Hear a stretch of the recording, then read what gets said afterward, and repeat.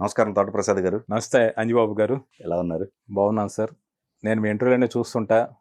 చాలా కూల్‌గా ఎటువంటి కాంట్రవర్షియల్ అవతలను రెచ్చగొట్టే ప్రశ్నైనా మీరు చాలా ప్రశాంతంగా, చాలా కూల్‌గా అడుగుతూ ఉంటారు. మీ స్టైల్ నాకు నచ్చుతూ ఉంటుంది. సో, మిమ్మల్ని ఇలా కలిసినందుకు, మీతో మాట్లాడినందుకు చాలా చాలా సంతోషంగా ఉంది sir. Thank you so much అండి. సో, మీ ప్రస్థానం చాలా వెరీ సీనియర్ మీరు. సో, ఒక్కసారి మీ నేపథ్యం ఒకసారి తెలుసుకొని ముందుగా అట్లా వెళ్ళిపోదాం. అట్లాగేనండి. సో, నా పేరు తోటప్రసాద్. మా నాన్నగారి పేరు తోట రామారావు గారు. మా అమ్మగారి పేరు యశోదమ్మ. నేను పుట్టింది అనంతపురంలో, బట్ పెరిగిందంతా విజయవాడ, తాడేపల్లిగూడెంలో. డిగ్రీ వరకు తాడేపల్లిగూడెంలో చదువుకున్నా. అంటే నేను నా 5వ క్లాస్ నుంచి కథలు రాయడం మొదలుపెట్టా, కానీ పబ్లిష్ అయింది మాత్రం నా 16 ఏట. 1983 నవంబర్ బాలజ్యోతిలో నా మొదటి కథ పబ్లిష్ అయింది. అప్పటి నుంచి డిగ్రీ చదువుతుండగానే నేను అన్ని తెలుగు మ్యాగజైన్స్లో దాదాపు ఒక 500-600 కథలు, 3 నవళ్ళు రాశాను. సో, నా కథలు చదివిన విజయబాపినాయుడు గారు మద్రాసు అని పిలిచారు. నా డిగ్రీ రిజల్ట్స్ కూడా రాలేదు 1987. సో, వెళ్తే ఆయన ఖైదీ నంబర్ 796 అనే సినిమా తీస్తూ ఆ సినిమాకి నేను ఉపయోగపడతామని పిలిపించారు. సో, అలా నా ప్రయాణం మొదలైంది. అక్కడి నుంచి ఇప్పటి వరకు సాగుతూ వచ్చిందండి. సో, డిగ్రీ కంప్లీట్ చేశారు? డిగ్రీ కంప్లీట్ చేశాను. డిగ్రీ ఎగ్జామ్స్ రాసి సెలవులకి ధవళేశ్వరం మా చుట్టాలు ఇంటికి వెళ్ళాను. ఇలా బాపినాయుడు గారి దగ్గర నుంచి లెటరు, ఫోన్ కాల్స్ వచ్చాయి. మెట్రాన్ చెప్పడు ఎస్టీడీ కాల్ మాకు తెలిసిన వాళ్ళకి ఫోన్ చేసి నన్ను ఆయన యాక్చువల్గా నవల రాసి పంపించమన్నారు. అంటే అంతకుముందు పైన చిరంజీవి గారు మగమహారాజు ఒక నవల ఆధారంగా తీశారు. ఆకెళ్ళ సూర్యనారాయణమూర్తి గారని ఒక సీనియర్ మోస్ట్ రైటర్, ఆయన వ్యవస్థ అని ఒక నవల రాశారు.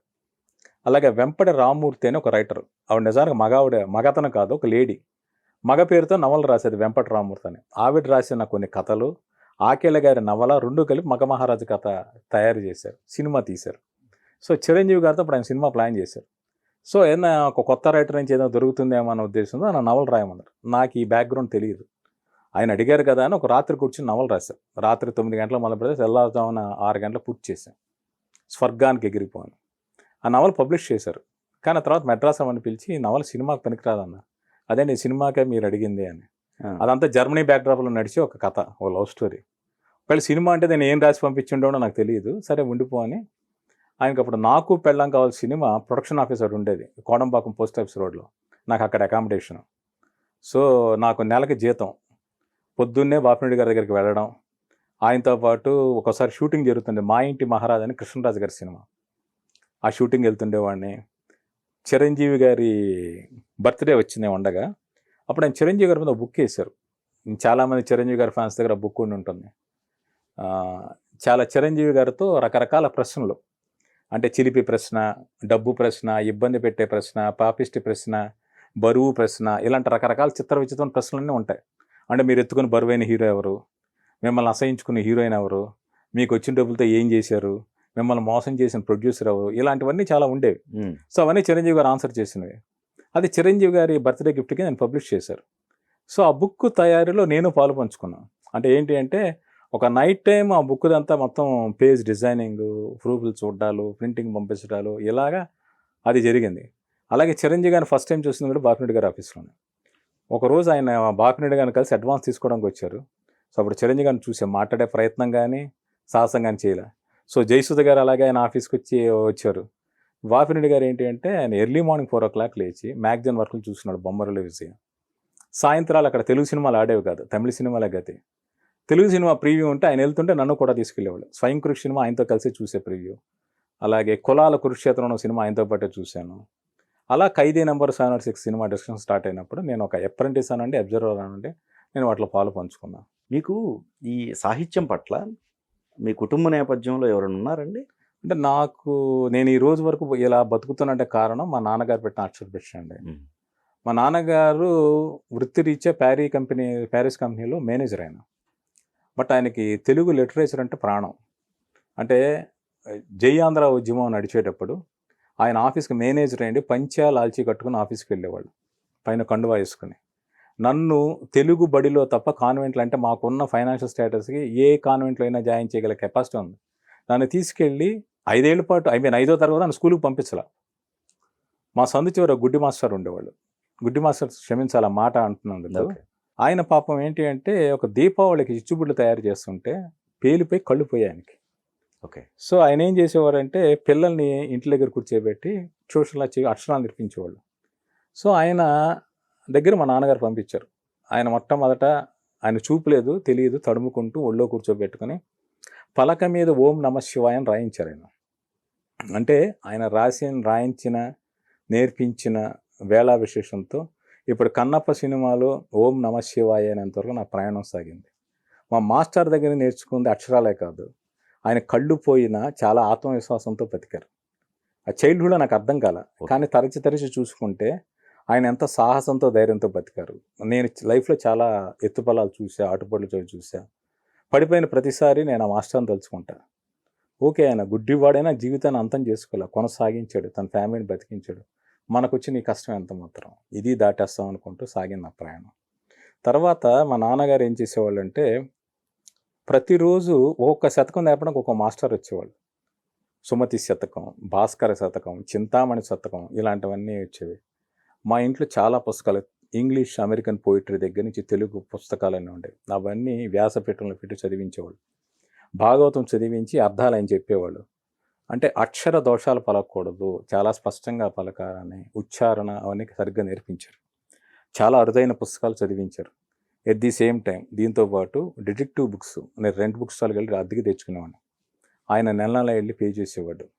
సినిమాలు కొన్నిసార్లు ఏంటంటే ఆయన ముందు చూసి బాగుందంటే నన్ను పంపించేవాడు, నన్ను ఒక్కడే పంపించేవాడు.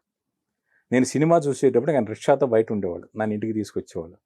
అలా మా నాన్నగారు నేర్పిన దాన్ని బట్టి నేను 5వ క్లాసులో నా 10 ఏళ్ల వయసులో నా మొదటి కథ రాశాను.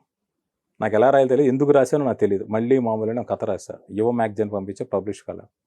6వ క్లాస్లో నా టెక్స్ట్ బుక్లో నాకు ఇంగ్లీష్ లెసన్ తీసి బాలమిత్ర కథ పంపించా, రిజెక్ట్ అయింది. 10th క్లాస్లో కథ రాశాను. నేను ఎంత అవివేకంతో ఉండేవాడిని అంటే దానికి వేరే ఆర్టిస్ట్ బొమ్మలు వేస్తాడని కూడా తెలియదు, నాకు నేనే బొమ్మలు వేసి కథ రాసి పంపించా, రిజెక్ట్ అయింది. మళ్ళీ అదే కథ ఇంటర్ సెకండరీలోకి వచ్చి ఈసారి అర్థమైంది కథ ఎలా రాయాలో. సో ఆ కథ పంపిస్తే పబ్లిష్ అయింది. తర్వాత మా నాన్నగారు చుట్టూ ఇప్పుడు సాహిత్య ప్రపంచం ఉండేది. బలివాడ కాంతారావు గారని గొప్ప రచయిత, ఆయన మా నాన్నగారు ఫ్రెండ్.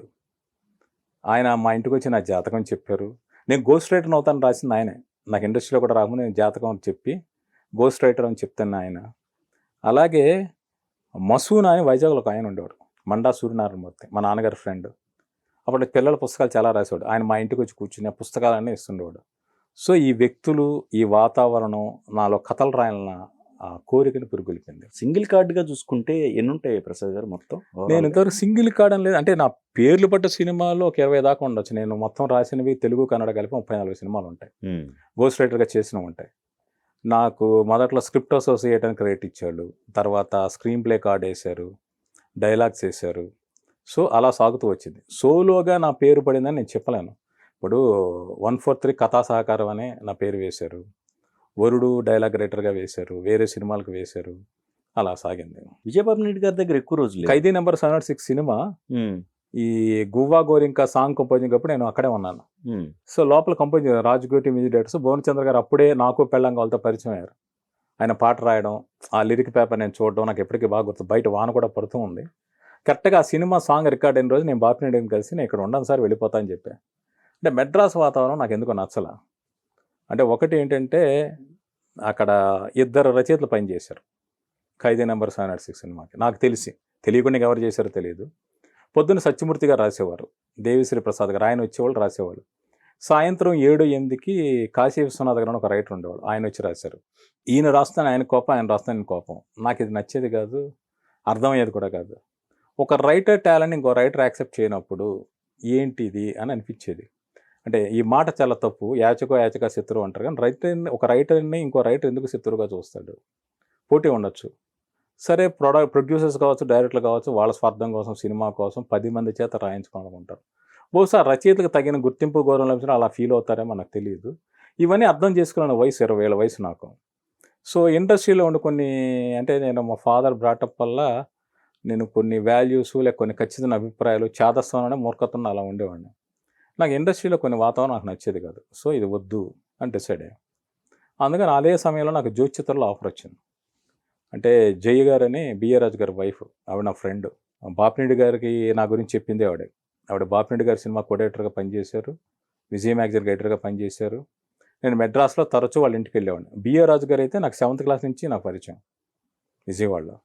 సో జై గారు అలాగా చెప్పి ఆవిడ జ్యోతిచిత్రలో జాబ్ ఖాళీగా ఉంది, నువ్వు వెళ్ళు అంటే నేను విజయవాడ వచ్చి జ్యోతిచిత్రలో చేరాను. అక్కడ 13 ఏళ్ళు చేశాను. మళ్ళీ గుణశేఖర్ గారి వల్ల నేను ఇండస్ట్రీలోకి వచ్చాను. ఓకే. జ్యోతి చిత్ర ఆల్మోస్ట్ 13 సంవత్సరాలు. 87 నవంబర్ నుంచి 2000 మే వరకు చేశాను. అప్పుడు మీడియాకి ఇండస్ట్రీకి చాలా క్లోజ్ రిలేషన్షిప్ ఉండేది. అంటే స్టార్స్ చాలా పేరు పెట్టి పలకరించేవాళ్ళు, వాళ్ళ ఇళ్ళకి వెళ్ళేవాళ్ళం, మాట్లాడేవాళ్ళం. ఏదైనా న్యూస్ కాంట్రవర్సీ వస్తే వాళ్ళని కన్సల్ట్ చేసి ఇది వేయచ్చా లేదా అని ఒపీనియన్ తీసుకుని అడిగేవాళ్ళం. వాళ్ళంతటి వాళ్ళు ఈ ఫోటో వేయండి, లేక ఈ మ్యాటర్ ఇలా వేయండి అని వాళ్ళు అడిగేవాళ్ళు. అంత సాన్నిహిత్యం ఇండస్ట్రీకి మీడియాకి ఉండేది అప్పట్లో. అక్కడ బ్రేక్ అంటే నెక్స్ట్ వరుడుకి రావాలి కాదు. నేను విజయవాడలో 92 వరకు విజయవాడ జ్యోతిచిత్ర ప్రింటింగ్ అంతా అక్కడే నడిచేది. అంటే రిపోర్టర్స్ హైదరాబాద్, మద్రాసులో, బాంబేలో ఉండేవాళ్ళు, న్యూస్ పంపించేవాళ్ళు. ఎడిటోరియల్ డెస్క్ మొత్తం ప్రింటింగ్ అంతా విజయవాడ. ఓకే. ఎప్పుడైతే ఫిల్మ్ ఇండస్ట్రీ మెడ్రాస్ నుంచి హైదరాబాద్ వచ్చిందో మమ్మల్ని కూడా హైదరాబాద్ ట్రాన్స్ఫర్ చేశారు. 93 ఫిబ్రవరిలో నేను ట్రాన్స్ఫర్ హైదరాబాద్ వచ్చాను. దానికి ముందు 92లో గుణశేఖర్ గారు లాటి అనే సినిమా విజయవాడలో షూటింగ్ చేశారు. షూటింగ్ కవరేజ్కి వెళ్ళాను నేను. అప్పుడు నాకు ఆయనతో పరిచయం అయింది. కొంచెం ఆయన ప్రవర్తన నాకు ఆశ్చర్యంగా అనిపించింది, నా ప్రవర్తన నాకు ఆశ్చర్యంగా అనిపించింది. అంటే ఒకరోజు లంచ్కి పిలిచారు ప్రొడ్యూసర్ మేడికొండ మురళీకృష్ణ గారు, హీరో ప్రశాంత్, వీళ్ళందరూ. నేను డైరెక్టర్ గుణశేఖర్ గారు రాలా. ఏంటి అంటే ఆ రోజు జనరేటర్ పాడైపోయి ఆయన షూటింగ్ సరిగ్గా జరగల, ఫుల్ మూడౌట్లో ఉన్నాడు. నేను భూంచేయని వాళ్ళు అన్నాడు. ఏంటి డైరెక్టర్ వర్క్ సరిగ్గా జరగదు, భోజనం మానేస్తున్నాడు నేను అనుకున్నాను. ఆ తర్వాత వారం 10 రోజులకు ప్రెస్ మీట్ జరిగింది. ప్రెస్ మీట్ జరిగితే ఒక హోటల్లో ఏదో జరిగింది, వెళ్ళాను. వెళ్ళిన తర్వాత ప్రొడ్యూసర్ నేను అడిగిన ప్రశ్న ఏంటంటే, ఈ డైరెక్టర్ని రాజశేఖర్ లాంటి ఒక టాప్ హీరో సినిమా మధ్య నుంచి తీసేసాడు. అప్పుడు ఎవడైతే నాకేంటనే సినిమా రాజశేఖర్ గారు అనౌన్స్ చేసి గుణశేఖర్ గారు డైరెక్టర్, ఆయన మొదటి సినిమా అది. కానీ మధ్యలో మరి ఏ మిస్అండర్స్టాండింగ్స్ వచ్చి తీసేశారు. తర్వాత ఆయన సినిమా లాటి. ఒక హీరో తీసేసిన డైరెక్టర్ మీరు ఎందుకు పెట్టుకున్నారు, మీ కాన్ఫిడెన్స్ ఏంటని అడిగాను. అంటే ప్రొడ్యూసర్ షాక్ అయ్యాడు, గుణశేఖర్ షాక్ అయ్యాడు, ఈడెవడు ఇంత కాంట్రవర్సీగా అడుగుతున్నాడు. నేను ఆ రోజు డిన్నర్ చేయకుండా వెళ్ళిపోతే ఆయన వెనక్కి వచ్చి ఎందుకు మీరు డిన్నర్ చేయకుండా వెళ్ళిపోతున్నారు, డిన్నర్ చేయండి అయ్యాను మాట్లాడి. ఏంటి మీరు అలా అడిగారు, మీరు అడిగిన విధానం నాకు నచ్చింది అనుకున్నాను. అయిపోయిన తర్వాత 93 ఫిబ్రవరిలో వచ్చిన తర్వాత నేను అమీర్పేట సచిన్ థియేటర్ రోడ్లో ఉండేవాడిని రూమ్లో. ఆ సెంటర్లో ఒక హోటల్ ఉండే, సుధా హోటల్ను ఉడిపి హోటల్ అనేది. నేను మార్నింగ్ బ్రేక్ఫాస్ట్కి వెళ్తుంటే గుణశేఖర్ గారు, కెమెరామ్యాన్ మధు ఏ నాయుడు ఇద్దరు కలిసి ఆయన బ్రేక్ఫాస్ట్కి వచ్చారు. గుర్తుపట్టి పలకరించారు. ఆయన అప్పుడే మెడ్రాస్ నుంచి షిఫ్ట్ అయి వచ్చారు. పంజాగుట్ట దుర్గాదేవి టెంపుల్ వెనకాల ఆయన ఇల్లు ఉండేది, రామ్ గోపాలం ఇంటికి దగ్గరలో. పంజాగుట్టలో రామ్ గోపాలం ఇల్లు మీకు ఐడియా ఉందో లేదో, దాని దగ్గరలోనే ఉండేవాడు ఆయన. సార్ రండి సాయంత్రం అన్నాడు. వెళ్ళి పిచ్చాపాటే మాట్లాడుతుంటే నేను ఇలా విపంచి అనే పేరుతో కథలు రాశాను.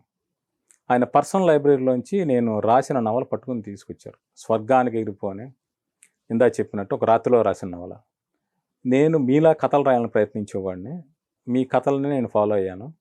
కథల పోటీలకి నేను పంపించేవాడిని, మీ కథలు ప్రైజులు వస్తుండేవి, నా కథలు రిజెక్ట్ అవుతుండేవి. అప్పుడు ఎవడి రైటరో నేను అబ్జర్వ్ చేశాను. సో మీరు ఎందుకు ఇప్పుడు సినిమా ఇండస్ట్రీలోకి రాలేదని నాకేం సమాధానం చెప్పాలో కాదు, మీలాంటి రైటర్లు ఇండస్ట్రీలోకి రావాలి అది ఇది అన్నారు. అలా ఆయనతో స్నేహం, ఒక పరిచయం ప్రారంభమైంది. ఆయన మొదటి సినిమా అంటే లాఠీ తర్వాత సొగసుడతరం అని ఆయన సొంత సినిమా. ఆ సినిమా డిస్కషన్లో నేను పాల్గొనే అవకాశం ఇచ్చారు. అలాగే మా ఇద్దరి మధ్య పరిచయం మొదలై ఆ తర్వాత రామాయణం, చూడాలనుంది, మనోహరం, ఒక్కడు, ఇలా ప్రతి కథ ఆయన డిస్కస్ చేస్తుండేవాళ్ళు. ఆయన రామాయణం ముందే నాకు రైటర్గా అవకాశం ఇస్తాను, కుదరలేదు. ఒక్కడి తర్వాత నాకు మీ మీద కాన్ఫిడెన్స్, జాబ్ మానేసి వచ్చేయండి, చెయ్యండి అన్నారు. అప్పుడు అర్జున్ చేశాను. అలా మొదలైంది నా ప్రయాణం. అంటే మీరు ఇక్కడ ఎడిటర్గా ఉన్న టైంలోనే ఏవైతే ఈ సర్కిల్లో ఉన్న వాళ్ళకి రచనా సహకారం అందిస్తున్నారు అనుకోవచ్చు ఒక రకం కదా. అంటే నేను గుణశేఖర్ గారితో ఏంటంటే నా ఆఫీస్ వర్క్ అయిపోయిన తర్వాత ఈవినింగ్ టైమ్స్లో వెళ్ళి ఆయన దగ్గర కూర్చొని పార్టిసిపేట్ చేస్తున్నాను. యాక్చువల్గా ఒకసారి ఖైదీ ఇన్స్పెక్టర్ షూటింగ్ జరుగుతుంది. పోసాని కృష్ణమల్లి గారు చాలా బిజీ రైటర్ అప్పుడు. ఆయన దగ్గర చాలామంది అసిస్టెంట్స్, అంటే ఇప్పుడు popular writers director Trivikrama Srinivas గారు, ఆకుల శివ గారు, మత్సరవి గారు, కొరటాల శివ గారు, తర్వాత ఈ నివాస్ గారు, ఇలాంటి రైటర్స్ అందరూ ఆయన దగ్గర అసిస్టెంట్లుగా చేస్తుండేవాళ్ళు. చాలా బిజీ రైటర్ ఆయన. సో వెళ్తే పక్కన నిలబడ్డా. ఆయనకి తెలుసు ఇలా సార్ నేను సినిమా ఇండస్ట్రీలోకి వచ్చేద్దాం అనుకుంటున్నాను, ఏం చేయమంటారు?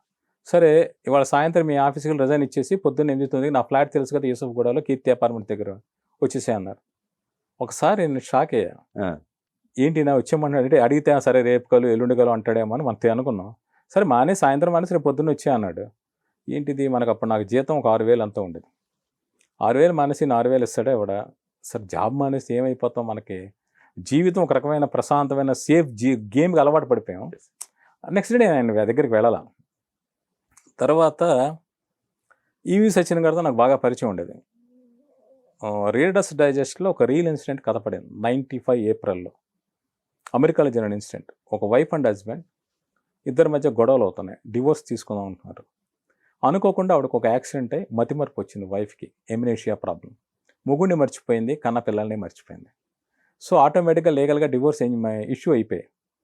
పిల్లలు ఏమడుగుతున్నారంటే మా అమ్మ మాకు కావాలి అన్నారు. ఆవిడ వీళ్ళని గుర్తుపట్టదు. అతను మళ్ళీ ప్రేమించి అతను మళ్ళీ పెళ్లి చేసుకున్నాడు. తనతో పాటు పిల్లలు ఎవరికో పుట్టిన పిల్లలు అనుకుంటుంది ఆవిడ. ఆ పిల్లల్ని కూడా ఆవిడ యాక్సెప్ట్ చేసింది. ఇది ఒరిజినల్గా జరిగింది. దీన్ని బేస్ చేసుకుని నేను ఒక కథ రాసే, సినిమా కథ రాస్తే ఆయనకి ఈవి సచిన్ గారు విపరీతంగా నచ్చింది. శ్రీకాంత్ గారితో చేద్దాం అనుకున్నారు, బట్ సంభవం జరగల. ఆ ప్లేస్లో కన్యాదానం అనే సినిమా చేశారు ఆయన. ఇక్కడ మీరు చెప్పదలుచుకునే విషయం ఏంటంటే, ఇది అమెరికాలో జరిగిన ఇన్సిడెంట్ ఆధారంగా ఆ మతిమరుపు అనే క్యారెక్టర్ తీసుకుని 51st Dates అనే హాలీవుడ్లో సినిమా వచ్చింది. దీన్ని బేస్ చేసుకుని వేరే లాంగ్వేజ్లో సినిమాలు వచ్చాయి, కొరియన్ వాటిలో వచ్చాయి. అలాంటి ఇన్స్పిరేషన్తోనే వచ్చింది మన మధ్య హాయ్ నాన్న సినిమా. ఓకే. భార్య మతిమరుపులు మర్చిపోతే రైట్, అదే తల్లి తనకు కావాలని అడిగితే తండ్రి అలా తీసుకొచ్చాడు అన్నది. అంటే వీటన్నిటికి స్ఫూర్తి ఒక రియల్ ఇన్సిడెంట్. సో అప్పటి నుంచి నాకు అర్థమైంది ఏంటంటే, కథలు అనేవి జీవితంలోంచి దొరుకుతాయి, ఒక ఒరిజినాలిటీ, ఒక ఫ్రెష్ ఐడియాలను దొరుకుతాయి అనుకుని అప్పటి నుంచి ఆ కోణంలో కథల్ని వెతకడానికి, పట్టుకోవడానికి నేను ప్రయత్నించాను. నేను ఒకటి విన్నాను మీ గురించి. అంటే ప్రసాద్ గారిని టచ్ చేస్తే ప్రపంచంలో ఉన్న కంపారిజన్, ఈ కథ పలానా దేశంలో పలానా చోట జరిగింది, ఈ ఇన్సిడెంట్ వచ్చేసి పలానా చోట పలానా పబ్లిష్ అయింది. ఇంత నాలెడ్జ్ అండి? నాలెడ్జ్ ఏం కాదండి, అంటే ఇంట్రెస్ట్. సినిమాల మీద నాకు ఇంట్రెస్ట్. ఇంకొకటి మెమరీ పవర్. Okay okay. జ్ఞాపక శక్తి అనే దాని వల్ల, భగవంతుడు ఇచ్చిన వరం వల్ల అర్థం అవుతూ ఉంటుంది, అలా గుర్తుంటూ ఉంటాయి. అంటే ఉదాహరణకి ఇది నేను ఒకరి నుంచి ఒకరు కాపీ కొట్టని చెప్పడం నా ఉద్దేశం కాదు. నేను ఈ మధ్య ఏంటంటే ఒక్క డైరెక్టర్ ఫిల్మ్స్ వరుసగా చూస్తూ ఉన్నా. అంటే ఇదివరకు చూసిన సినిమాలు అయి ఉండొచ్చు, బట్ ఇప్పుడు ఏంటి అంటే ఆ డైరెక్టర్ మరింత అర్థం చేసుకోవడానికి, ఆ డైరెక్టర్ స్టైల్ ఏంటి, కథ చెప్పే విధానం ఏంటని తెలుసుకోవడానికి చూస్తూ ఉన్నా. అలా మలయాళంలో చాలా గొప్ప డైరెక్టర్ ఉన్నారు, భరతన్ అని. ఆయన మన తెలుగు వాళ్ళకి ఎలా తెలుసు అంటే వైశాలి అనే డబ్బింగ్ సినిమా తెలుసు. కమల్ హాసన్ గారు, శివాజీ గణేష్ గారు యాక్షన్ క్షత్రియపుత్రుడు కావచ్చు. అది ఆయన మొదటి సినిమా ప్రయాణం అని 75లో వచ్చింది, ఒక బ్లాక్ అండ్ వైట్ సినిమా. మన తెలుగు హీరోయిన్ లక్ష్మి గారు, ఆవిడ అప్పటి భర్త మోహన్ శర్మ గారు, తర్వాత వాళ్ళిద్దరు విడిపోయారు. ఆయన సాగర్ సంఘంలో జయప్రద గారు హస్బెండ్గా కూడా యాక్ట్ చేశాడు. ఆ సినిమా చూశాను ఈ మధ్యనే, ఈ వారంలోనే చూశాను. చూసి ఒక్కసారి నేను చాలా షాక్కి గురయ్యా. అదేంటి అంటే, ఒక బ్రాహ్మణ పూజారి, ముసలివాడు, 60 ఏళ్ళు దాటిపోతాయి, బట్ భార్య చనిపోతే ఇంకొక అమ్మాయిని పెళ్లి చేసుకుంటాడు. అమ్మాయి తన తమ్ముడిని తీసుకుని అక్కడికి వస్తూ ఉంది. భర్తతో సరిగా సుఖం పొందలేకపోతుంటుంది. అటువంటి సమయంలో అక్కడికి వచ్చిన ఒక అతనితో పరిచయం అవుతుంది. వాళ్ళిద్దరి మధ్య సంబంధం ఏర్పడుతుంటుంది. తర్వాత ఆయన ఎలా రియాక్ట్ అయ్యాడు, వైఫ్ని ఏం చేశాడు అనేది ఒక కథ. అది చూసినంతసేపు నన్ను హంట్ చేసింది ఏంటి అంటే, ఇది నన్ను తప్పుగా అనుకోవద్దు ఆడియన్స్ కానీ మీరు కానీ, కె విశ్వనాథ్ గారి సప్తపది సినిమా నాకు గుర్తొచ్చింది. ఎందుకు గుర్తొచ్చిందంటే, నా అమ్మవారి విగ్రహాన్ని పూజిస్తున్నప్పుడు అతనికి భారీ షాట్స్ పడుతుంటాయి, లేక భార్య దగ్గరికి వస్తే అమ్మవారి షాట్స్ పడుతూ ఉంటాయి. సప్తపదిలో కూడా అతను ఉంటాడు, సబితని పెళ్లి చేసుకున్న వ్యక్తి. అతనికి కూడా అలాగే అమ్మవారిని పూజిస్తూ భార్య దగ్గర కూడా వచ్చి ఐగిరిని నేను స్తోత్రం పడతాడు. అంటే విశ్వనాథ్ గారు భర్తన్ సినిమా చూసి ఇది చేశారని నా ఉద్దేశం కాదు. అంటే గ్రేట్ మెన్ థింక్ అలైక్ అని ఒక సామెత ఉంటుంది. రైట్. సో అలాగా ఒక కె విశ్వనాథ్ లాంటి కళా తపస్వి, భర్తన్ లాంటి ఒక మంచి గొప్ప దర్శకుడు, అంటే మలయాళ చిత్ర పరిశ్రమ మలుపు తిప్పిన వ్యక్తుల్లో ఆయన ఒకరు. సో అలాంటి పరిస్థితులు, అలాంటి కథలు వాళ్ళు ఎలా చెప్పారు. ఒకటే నేపథ్యం, పూజారి తన భార్యని అతను ప్రేమించిన వ్యక్తితో కలుపుతాడు. ఇది ఆ కథ, మలయాళ కథ. ఓకే. ఇక్కడ ఏం చేస్తాడు, ఆ జేవి సోమదేవర పాత్ర తన కోడలో ఎవరో ప్రేమించిన వ్యక్తి దళితుడైతే అతనికి ఇచ్చి పంపిస్తాడు. అంటే అక్కడ ప్రేమికుడిని పంపించారు, అంతవరకే చూసుకున్నారు.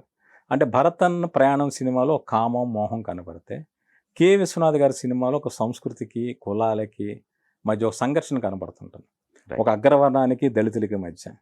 ఇంకొక చిన్న సిమిలారిటీ కూడా కాదు, ఏంటో తెలియదు. ఈ అమ్మాయికి ఎప్పుడు తోడుగా ఒక తమ్ముడు ఉంటాడు, ఒక పిల్లోడు. ఆ క్యారెక్టర్ త్రూఅవుట్ నడుస్తుంటుంది. ఆ కుర్రాడికి best child artist award, national award వచ్చిందంట.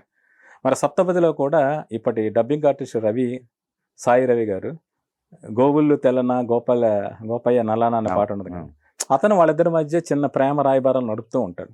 సో ఇటువంటి చూసినప్పుడు ఒక కథని విశ్వనాథ్ గారు ఎలా చెప్పారు, భరతన్ గారు ఎలా చెప్పారు, వీళ్ళందరికన్నా ముందు మన చలం గారు మైదానం కథలో అదే ఒక రాజేశ్వరి అనే పాత్ర అంత కలిసి ఎలా వెళ్ళిపోయింది అనేది మైదానం.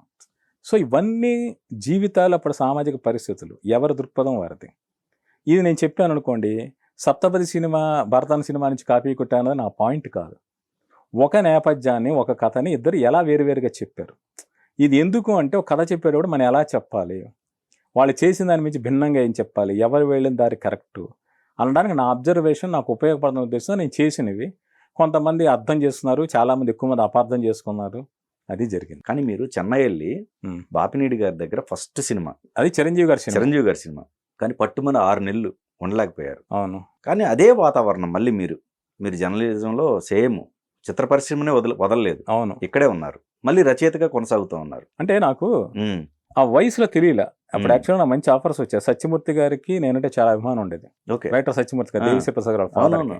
నా కథలు చదివి ఆయన, నేను ఈ మాట చెప్తే నా డబ్బా నేను కొట్టుకున్నట్టు, కానీ ఆయన అన్నమాట, నా అబద్ధం కల్పన కాదు. ఒడ్డు చండీదాస్ గారి శైలిలో మీ కథలు ఉన్నాయి, మా మిస్సెస్ కూడా ఆ మాట అన్నారు అని చెప్పారు ఆయన. చాలా సంతోషం అనిపించింది. అంటే సత్యమూర్తి గారు కమర్షియల్ సినిమాలు రైటర్గా తెలుసు. ఆయన ఆంధ్రప్రభలో చాలా నవల ఆయన బహుమతులు వచ్చాయి. చాలా గొప్ప నవల ఆయన రాశాడు. ఆయన మంచి భావుకుతున్న వ్యక్తి, బట్ బయట చాలా కోపం ఉంటుంది ఆయనకి. సో ఇంత భిన్న స్వభావాన్ని నేను జీర్ణించుకోలేకపోయాను. అంటే ఒక భావుకత అక్షరాల పలిచిన వ్యక్తి ఎందుకు ఇంత కోపంగా ఉంటున్నారు అనేది అర్థమయ్యేది కాదు. అలాగే సినిమా ఇండస్ట్రీలో కొన్ని హ్యాబిట్స్ రెగ్యులర్గా ఉంటాయి. అది ఇండస్ట్రీలో కాదు, బయట కూడా కామన్. ఒక తాగుడు కావచ్చు, లేక గ్యాంబ్లింగ్ కావచ్చు, లేక ఇంకో రకం ఇల్లీగల్ అఫైర్స్ కావచ్చు, బయట సమాజంలో కూడా ఉన్నాయి.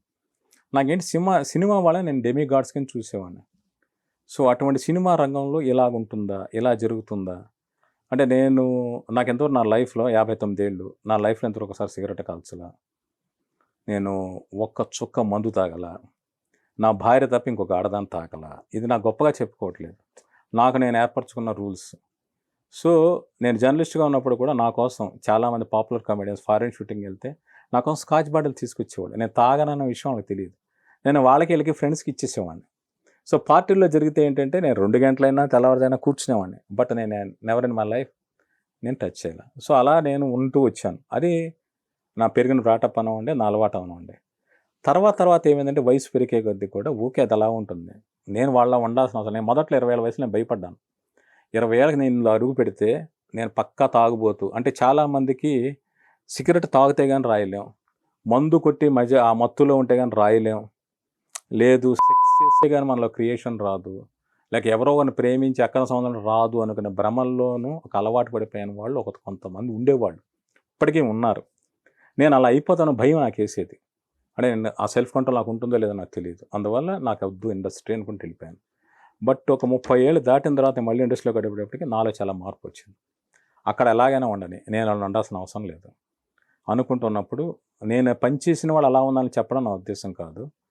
అవతల వాతావరణం ఎలా ఉన్నా కూడా నా అంతటి నేను పనిచేసిన రోజులు ఉన్నాయి. అది నాలో వచ్చిన మార్పు. ప్రీవియస్ జర్నలిజానికి ఇప్పటికి చాలా తేడా ఉందండి. అప్పుడు మీరు చేసిన టైంకి ఈ హీరోలు సంబంధించి కూడా గాసిప్స్ వాళ్ళే రాపించుకునేవాళ్ళు. అది తప్పు.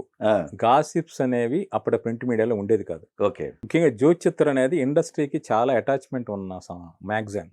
అంటే లక్ష్మీ ఫిలిమ్స్ అండ్ డిస్ట్రిబ్యూషన్ సంస్థ వాళ్ళకే ఉండేది.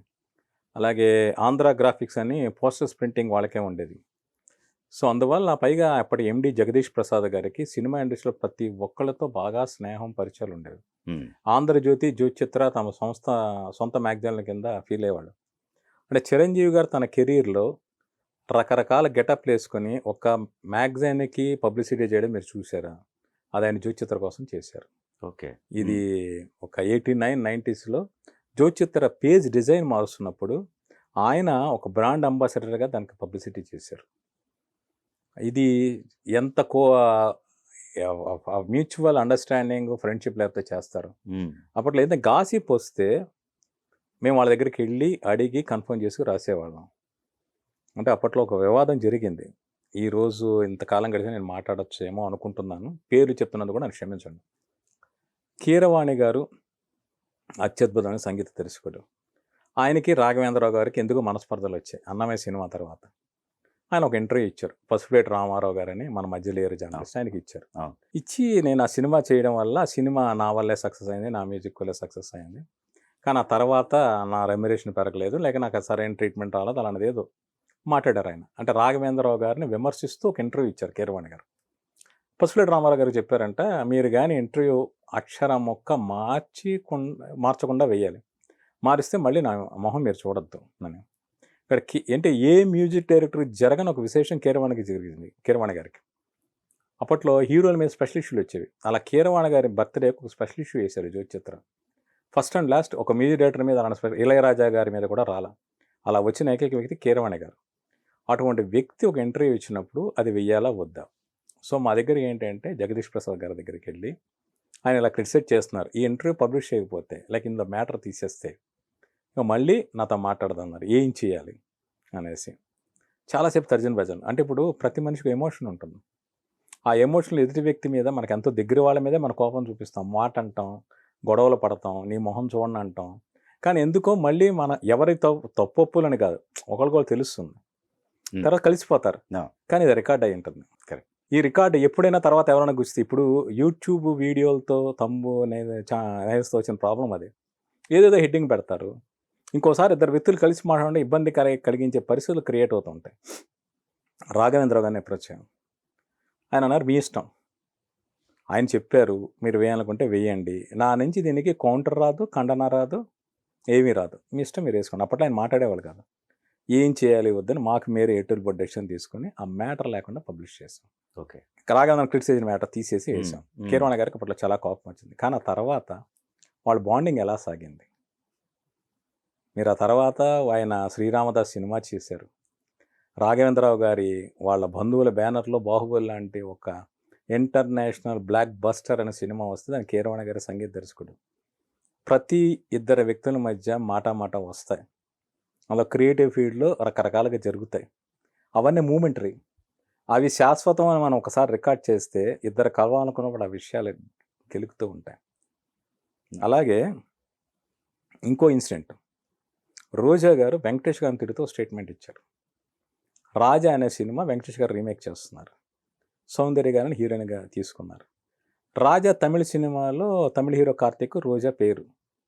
ఆవిడకి చాలా కోపం వచ్చి, తమిళలో నేను సినిమా సూపర్ హిట్, నేను హీరోయిన్గా యాక్ట్ చేశాను, తెలుగులో ఎందుకు సౌందర్యని పెట్టుకున్నారు? సౌందర్య వెంకటేష్ గారు యాక్ట్ చేసిన super police cinema flop.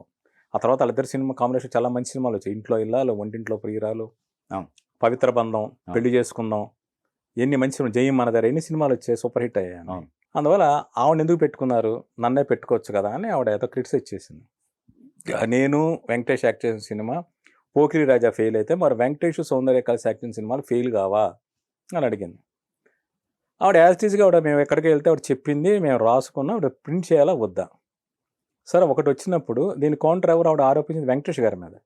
So ఇమీడియట్గా వెంకటేష్ గారిని కలిసి ఆవిడ రోజా గారు ఇలా మాట్లాడారు, మీరేం ఆన్సర్ చేస్తారు? నేనేం చేస్తాను, ఒక హీరోయిన్ సెలక్షన్ అనేది ప్రొడ్యూసర్ ఛాయిస్, డైరెక్టర్ ఛాయిస్, నా ఇన్వాల్వ్మెంట్ ఏమి ఉండదు. ఓకే, అక్కడ మీరు అక్కడ రోబోని, ఇప్పుడు నేను స్క్రీన్ మీద హీరోయిన్ ఎదురుగా ఉన్నట్టు మాట్లాడతా తప్పితే హీరోయిన్ పట్టుకొని మాట్లాడతాడు ఆయన, చెప్పండి, ఈ ఆర్టిస్ట్ అంతే కదా, నాకు ఎవరైనా ఒకళ్ళే, మీ ఇష్టం అన్నాడు. ఆయన కూడా అదే, ఆయన అసలు చాలా కాంట్రవర్సీలకి ఇలాంటి విషయాలు చాలా దూరంగా ఉంటాడు ఆయన. మేమేం చేసామంటే వేసాం, ఆ ఐటమ్ వేసాం. సో ఆయన వెంకటేష్ గారు ఏమాత్రం రియాక్ట్ కాల. తర్వాత వెంకటేష్ గారు సౌందర్య కంపెనీ ఎంత సూపర్ హిట్ అయిందో తెలుసు. నేనేది మనం మాట్లాడిన మాట అలా ఉండిపోతుంది. సో ఆ బ్యాలెన్స్ అనేది అప్పుడు ప్రింట్ మీడియా చేసేది. ఇప్పుడు డిజిటల్ మీడియాలో ఏంటంటే ఎవరికి వాళ్ళు అయిపోయి, అంటే ఇండస్ట్రీకి మీడియాకి అంత సత్సంబంధాలు లేవు, ఆ క్లోజ్నెస్ లేదు.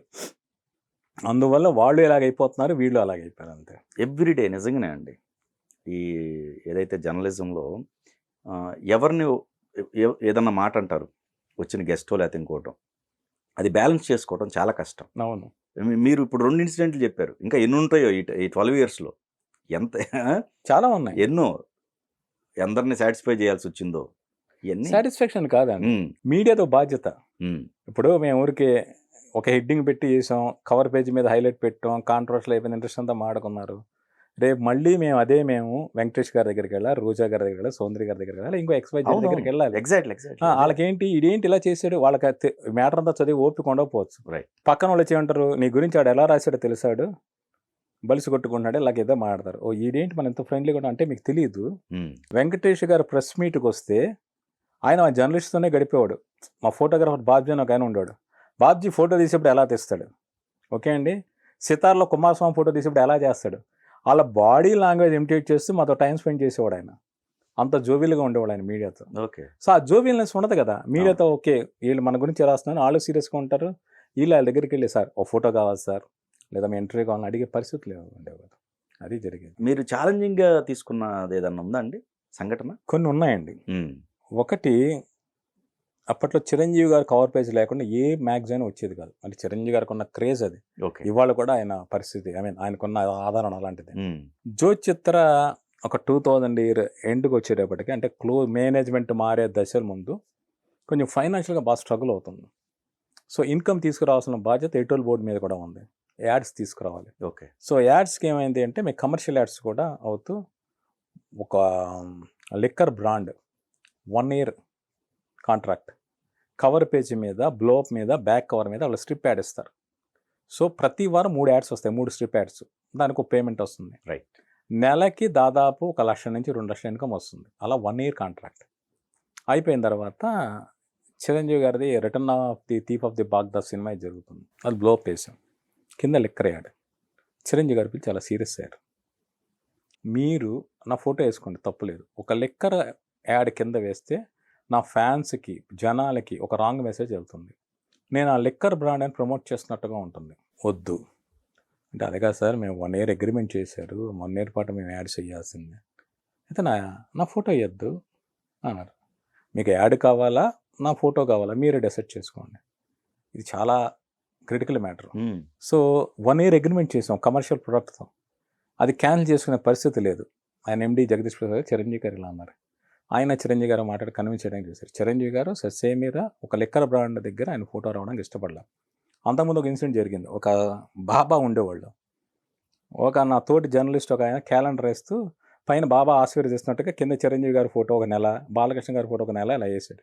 చిరంజీవి గారు ఆ జర్నలిస్ట్ మీద లెఫ్ట్ అండ్ రైట్ ఇచ్చారు. ఎవరో బాబా ఆశీర్వదిస్తున్నట్టు, దానివల్లే నేను ఇలాగ ఈ పొజిషన్కి వచ్చినట్టు రాంగ్ తీసే క్యాలెండర్ మార్కెట్లోకి వెళ్ళొద్దు, నా ముందే సీరియస్ వార్నింగ్ ఇచ్చారు. ఓకే. సో ఇది ఎవరైనా కానివ్వండి, ఆయన రాంగ్గా పబ్లిసిటీకి వాడద్దని ఆయన ఉద్దేశం. రైట్. మేమేం చేయాలి ఇప్పుడు? చిరంజీవి గారు ఫోటో ఆయన ప్రతి వారం మేము ఆయన ఫోటో వేయలేం. ఏడాదిలో ఆయన చేసే 2 సినిమాలు ఉంటే 2 సినిమాలకి ఒక 5-6 సార్లు ఆయన కవర్ పేజ్ వేయగలం. ఏం చేయాలి? ఏడాది ఇన్కమ్ అంటే దాదాపు 25 లక్షల ఇన్కమ్ వస్తుంది. వద్దు, చిరంజీవి గారిని ఇబ్బంది పెట్టద్దు, మనం ఇబ్బంది పడదు. చిరంజీవి గారు ఫోటో లేకుండా 1 year పాటు జ్యోతిచిత్ర మ్యాగజైన్ రన్ చేశాం. ఇది అంటే అక్కడ చిరంజీవి గారు హర్ట్ అయ్యారా, ఫీల్ అయ్యారా, లేక బయట జనాలు ఏం చేస్తారో అనుకున్నారో తెలియదు. అంత మెగాస్టార్ ఫోటో లేకపోయినా మ్యాగజైన్ రన్ చేయడానికి మేము సిద్ధపడ్డాం. ఇది ఒక ఇన్సిడెంట్. ఇంకొక ఇన్సిడెంట్ ఏంటి అంటే, ఇంకొక ఇబ్బందికరమైన సంఘటన ఏంటంటే, మేము ప్రతి స్టార్ హీరోది టాప్ 10 ఫిల్మ్స్ అని ఫీచర్ రన్ చేశాను నేను. అలా అందరు హీరోలు తీసాం. మోహన్ బాబు గారిది వేల. మేము వేయకపోవడం కాదు, ఆయన ఇవ్వాల. దానికి ఒక కారణం ఉంది. దాసరి నారాయణరావు గారు అసలు మోహన్ బాబు గారికి ఎంత గురువు, ఆయన లేకుండా ఆయన లేరు. మోహన్ బాబు గారు గురువుగా ఒక మాట అంటే ఊరుకునే వ్యక్తి కాదు. ఆంధ్రజ్యోతి మేనేజ్మెంట్కి, అప్పటి ఆంధ్రజ్యోతి మేనేజ్మెంట్కి దాసరి గారికి కొన్ని ఇష్యూస్ వచ్చాయి. అందువల్ల దాసరి గారి పేరు మేము ఎక్కడ రాయడానికి లేదు, ఆయన సినిమాలు కవర్ చేయడం లేదు. మేము మోహన్ బాబు గారి ఆయన టాప్ 10 ఫిల్మ్స్ తీసుకోవాలి. ఆయన ఒకటే అడిగాడు, దాసరి గారి గురువు గారి పేరు లేకుండా నా సినిమా ఉంటుందా? నేను ఆయన పేరు లేకుండా మీకు సినిమా గురించి చెప్పాలా? కుదరదు, వెళ్ళిపోన్నారు. 5-6 సార్లు తిరిగాం. మన రవి కొలికిపోయిన టీవీసీఎల్ రైటర్ ఆయన, నేను ఇద్దరం కలిసి మోహన్ బాబు గారు వెనకబడి బతిమలాడుతున్నాను, సార్ కావాలి. ఎలా వేస్తారయ్యా, గురువు గారి పేరు లేకుండా ఎలా వేస్తారు? దొరికిన ఒక సమాధానం ఉంది. శివరంజనుడు సినిమా ఉంది కదా, తిరుపతిలో లడ్లు, సినిమా వాళ్ళ దగ్గర డబ్బులు లేవంటే ఎవడో నమ్మడం అనేది మోహన్ బాబు క్యారెక్టర్ చెప్పే డైలాగ్. ఇది చాలా పాపులర్ సార్. ఇదే హెడ్డింగ్ సార్ పెడతాం. ఓకే. ఈ డైలాగ్ పెడితే శివరంజని పేరు రాయకపోయినా, దాసరి గారి పేరు రాయకపోయినా ప్రతి ఒక్కడికి తెలుసు ఇది శివరంజని సినిమాలోది, దాసరి గారు రాశారని. మేము ఇలా రాస్తాం సార్ అని కన్విన్స్ చేసాం. ఆయన మా మేనేజ్మెంట్కి ఏం చెప్పుకున్నాం, నేను దాసరి గారి పేరు రాయలేదండి, ఆయన సినిమా పేరు రాయలేదు, డైలాగ్ రాసాం అనేది మేము చెప్పుకున్నాం సార్. అలాగే అప్పుడు బ్రహ్మానందం గారి మీద ఒక స్కామ్ జరిగింది. నా ప్రమేయం లేకుండా నేనే దాంట్లో ఇంటర్వ్యూ చేసి బయట పెట్టాల్సిన సిచ్యువేషన్ వచ్చింది. దాని మీద చాలా జరిగింది. అంటే బ్రహ్మానందం గారు అంటే నాకు చాలా ఇష్టం, పర్సనల్గా మంచి ర్యాపో ఉంది. ఆయన బాధపడడం లేక ఇంకో ఇండస్ట్రీ కమెడియన్స్ అందరూ రెండుగా చీలిపోవడం అనేది నాకు కొంత ఇబ్బంది కలిగించిన విషయం. అంటే వాళ్ళ నుంచి నాకేం ప్రాబ్లం కాదు. నా అంతా నేను చాలా బాధపడ్డా. ఏది ఈ ఇష్యూ అండి? మన జెన్నీ గారి టైంలో జరిగిన ఆ ఇష్యూ వల్ల? కాదు. రేలంగి గారి విగ్రహం పెడదామని చెప్పి కలెక్ట్ చేసిన డబ్బులు మిస్‌యూజ్ అయ్యాయని అప్పటి ఆయన లేరు ఇప్పుడు ఆర్టిస్టు ఏవిఎస్ గారు, మల్లికార్జునరావు గారు. మల్లికార్జున. ఆయన మా సెక్రటరీ ఏదో. ఆయన నేను పెన్ కౌంటర్‌లో ఒక ఫీచర్ ఉండేది. కాంట్రవర్షియల్ క్వెషన్స్ అడిగేవాళ్ళం. అలా అడిగాం. అడిగితే ఆయన చెప్పారు. ఇలాగా బ్రహ్మానందం గారు ఆ అమౌంట్‌ని వేరేలా మిస్‌యూజ్ చేశారు. ఏదో వేరేలా వాడారని. అది రాసా. ఆ నెక్స్ట్ డే ఆయన శివాజీ రాజా గారు ప్రెస్ మీట్ పెట్టి బ్రహ్మానందం గారితో తనకున్న ప్రాబ్లమ్స్ అవన్నీ చెప్పేశాడు. అక్కడి నుంచి ఇండస్ట్రీలో ఒక్కొక్క కమెడియన్ వచ్చి బ్రహ్మానందం గారికి ఎగైనెస్ట్గా మాట్లాడడం మొదలుపెట్టారు. ఒక నెల రోజుల పాటు ఈ తంతు నడిచింది. ప్రతి కమెడియన్ అంటే బ్రహ్మానంద గారి కాంబినేషన్లో కూడా ఏ కమెడియన్ చేసేవాడు కాదు. ప్రతి కమెడియన్కి ఎగైనెస్ట్ మాట్లాడాడు. నా దురదృష్టం ఇంకోటి మేమన్నీ కవర్ చేయాల్సి వచ్చేది. ఆయన బ్రహ్మానందం గారు ఒకవైపు చాలా బాధపడుతుండేవాడు.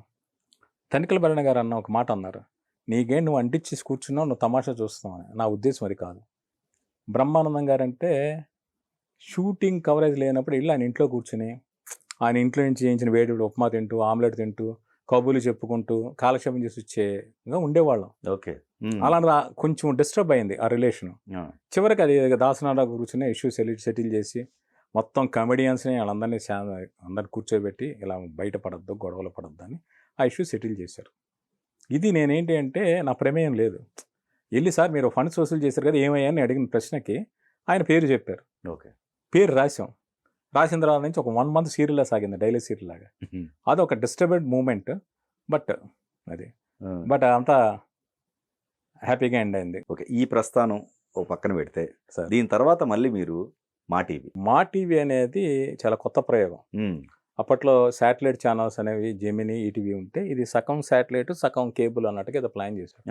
అప్పట్లో రాజేంద్ర ప్రసాద్ గారు ఒక ఆయన ఉండేవాళ్ళు. ఓకే. సిటీ కేబుల్ నుంచి వచ్చిన మన సిటీ కేబుల్ రామకృష్ణ గారి ఆయన తోడలుడు సురేష్ గారు వీళ్ళందరూ ఉండేవాళ్ళు. సో ఫస్ట్ మా టీవీలో జాయిన్ అనే వ్యక్తిని నేను. ఓకే.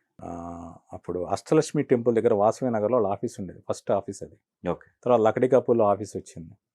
సో దాని దగ్గరికి వెళ్ళి మొత్తం ఇక మా టీవీ ప్రమోషను, ఒక డైరెక్టర్ చాయిస్ అని చెప్పి డైరెక్టర్ ఎక్స్క్లూజివ్ ఇంటర్వ్యూలు ఇవన్నీ చేస్తూ ఉండేవాడిని. చేస్తూ ఉండేటప్పుడు ఏంటంటే ఛానల్ లాంచింగ్ ఏప్రిల్. ఇక రాత్రింబవళ్ళు పనిచేసే సినిమాలో ఒక నా పర్సనల్ ఇష్యూ వల్ల జాబ్ మానేసి వచ్చాను. అదేంటి అంటే డైరెక్టర్ వీరశంకర్ గారు అని ఆయన అప్పుడు నాకు బాగా సన్నిహితులు.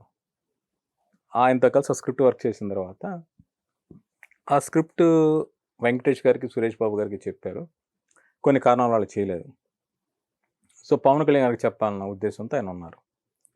నాగబాబు గారి బావమరిది మన్యం రమేష్ అని ఒక ఆయన, అలాగే మోహన్ గారు ప్రొడక్షన్ మేనేజరు, వాళ్ళ ద్వారా పవన్ కళ్యాణ్ కాంటాక్ట్ చేసే ప్రయత్నాలు నా సోర్సెస్ ద్వారా ప్రయత్నించాం.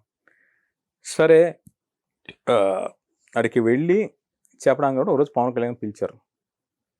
బహుశా 2002 ఫిబ్రవరి వారంలో డేట్ మర్చిపోయాను కానీ పిలిచారు. పిలిచి ఇతని కథ వినలా. వీరశంకర్ గారు మీ కథ విన్నాం, నాకు ఖైదీ అంటే చాలా ఇష్టం, చిరంజీవి గారి సినిమా, ఆ లైన్స్లో నాకు కథ కావాలి, ఒక ఫారెస్ట్ బ్యాక్డ్రాప్లో ఒక రివెంజ్ స్టోరీ కావాలి, చేసుకురండి, మీకు టైం 3 రోజులు, మీరు ఏ టీంతో కూర్చోవద్దు, రైటర్స్ ఎవరితో మీరు ఒక్కళ్ళు వర్క్ చేసుకురండి అని చెప్పాడు ఆయన. ఇలా పవన్ కళ్యాణ్ గారు పిలిచారు, అది ఇదని చెప్పారు. సార్ అట్లాగే సార్ అని. మా టీవీ ఇది ఫిబ్రవరిలో జరుగుతుంది, ఏప్రిల్లో ఛానల్ లాంచింగ్, చాలా బిజీగా ఉన్నాను రాత్రింపవళ్ళు. ఆయన రాత్రి 8 అయినా 9 అయినా పాపం ఆయన మా ఇంటికి వచ్చేవాళ్ళు, కూర్చునేవాళ్ళు. ఆయనతో పాటు కూర్చుని రాత్రి 12 గంటల వరకు కథ వర్క్ చేసి 2-3 రోజుల కథ రెడీ చేసాం. ఒక అంతర్వేద తీర్థం బ్యాక్డ్రాప్లో క్లైమాక్స్, నాకు గుర్తున్న మ్యాటర్ చెప్తున్నాను. ఒక ఫారెస్ట్, దాని గురించి ఒక చైనీస్ నవల్ ఉంది. ఆ చైనీస్ నవల్ ఇంగ్లీష్లో ట్రాన్స్లేట్ కాలేదు, వేరే చోట ఉంది, వేరే లాంగ్వేజ్లో ఉంటే ఆ నవల సంపాదించి అందులో ఎపిసోడ్స్ పెట్టి, ఆయనకు మార్షల్ ఆర్ట్స్ కావాలి ఆ కథలో, ఆ ఎపిసోడ్స్ అన్నీ పెట్టి ఈ అంతర్వేద తీర్థం పెట్టి ఖైదీలాగే ఒక ఫారెస్ట్, ఒక రివెంజ్. ఖైదీ అంటే ఖైదీ కథ కాదు, ఆ లైన్స్ ఆ ఎమోషన్ తీసుకుని చేసింది. ఆయన చెప్పారు ఆ సూపర్, దీని మీద వర్క్ చేయన్నారు. ఆయన చేసుకుంటూ ఉన్నాడు.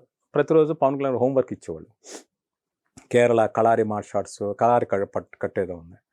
అది చెప్తే నేను మా టీవీ వర్క్ అయిపోయినా ఆయనతో కూర్చొని నేను చెప్తున్నాను, ఇలా జరుగుతుంది. నాకేం పెద్ద, నా ఉద్దేశం ఏంటి, పవన్ కళ్యాణ్ ఆఫర్ వస్తే వీరశంకర్ గారు ఎందుకు పెట్టుకుంటారు, ఓకే ఓకే, పెద్ద పెద్ద రైటర్స్ ఎవరో ఉంటారు, నా ఫ్రెండ్ సినిమా చేస్తున్నాడు, మనకేం లేదు, తర్వాత సినిమా మనల్ని పెట్టుకుంటాడు అన్న దాంతో ఉన్నా నేను. ఉండగా ఏమైందంటే ఒకరోజు మంజు రమేష్ గారు, "ఏం ప్రసాద్ గారు అప్పుడు వీరశంకర్ గారిని పవన్ కళ్యాణ్ గారితో మీటింగ్ అన్నారు. ఆ ప్రాజెక్ట్ ఓకే అయింది. మీరు కనపడలేదు." "ఆ! ఓకే అయింది కదా! నాకు తెలుసు." ఇలా వీరశంకర్ గారు మాట. "రైటర్ ఎవరు కావాలంటే మీ పేరు చెప్పలేదేంటి వీరశంకర్ గారు" అన్నారు. "అదేంటి" అన్నా. అంటే "అన్న బావగారు నాగబాబు గారు ఆఫర్ ఇచ్చారు. మా తరపు నుంచి సూర్యదేవ రామన్‌రావు గారు స్క్రిప్ట్ వర్క్‌లో పార్టిసిపేట్ చేస్తారు. నీకు ఎవరైనా కావాలంటే తెచ్చుకో" అని. అనగానే ఆయన సరే సిద్ధార్థ అని ఒక పోయెట్ ఉన్నారు. ఆయన 'సూరి' అనుకుంటా 'చక్రి యాక్షన్' సినిమాలో 'సంధ్యా థియేటర్‌లో' ఉన్న పాట ఏదో రాశారు. చిక్కడపల్లి సెంటర్‌లో. ఓకే. ఆయనతో నాకు పరిచయం ఉంది. ఆయన మంచి కవిత్వం రాశారు. మేము అంతకుముందు చేసిన సబ్జెక్ట్‌లో మాతో పాటు డిస్కషన్‌లో పార్టిసిపేట్ చేశారు. ఆయన సజెస్ట్ చేశారట. సో, సిద్ధార్థ గారు, సూర్యదేవ రామన్‌రావు గారు వీళ్ళు కూర్చొని వర్క్ చేసుకుంటున్నారు. నేను ఒకసారి అంటే ఈయనకి అవకాశం ఉంది. ఒక రైటర్‌ని నేను తీసుకెళ్ళడానికి ఆళ్ళు అవకాశం ఇచ్చారు. అంటే నా పేరు ఎందుకు చెప్పలా? నేను కదా ఈ కథ పనిచేసింది అన్న ప్రాబ్లమ్ తర్వాత. తర్వాత ఆయన ఫోన్ చేశా. "ఏంటి సార్ సిద్ధార్థ గారిని తీసుకెళ్లారంట నాకెందుకు చెప్పలా?" ఇప్పుడు పవన్ కళ్యాణ్ గారిని నాకు జర్నలిస్ట్‌గా చాలా పరిచయం ఉంది. ఆయనకు నేను గుర్తున్నాను ఇప్పుడు అసలు ఏమాత్రం మర్చిపోయి ఉంటారు కూడా. పవన్ కళ్యాణ్ గారి సినిమా పనిచేసాం కదా నన్ను ఎందుకు పేరు రికమెండ్ చేయలా? పేరు వేస్తారో లేదు కదా! నేను కనపడేవాడిగా పవన్ కళ్యాణ్ గారికి నేను డిస్కషన్‌లో రైటర్ అని తెలిసేది కదా అన్నది నా ప్రాబ్లమ్. అలా కాదు ప్రసాద్ గారు మీరేదో జాబ్ చేసుకుంటున్నారు కదా! మీ మంత్లీ ఇన్‌కమ్ ఎందుకు దెబ్బ కొట్టాలని. "ఏంటి సార్ మీ ప్రాబ్లమ్?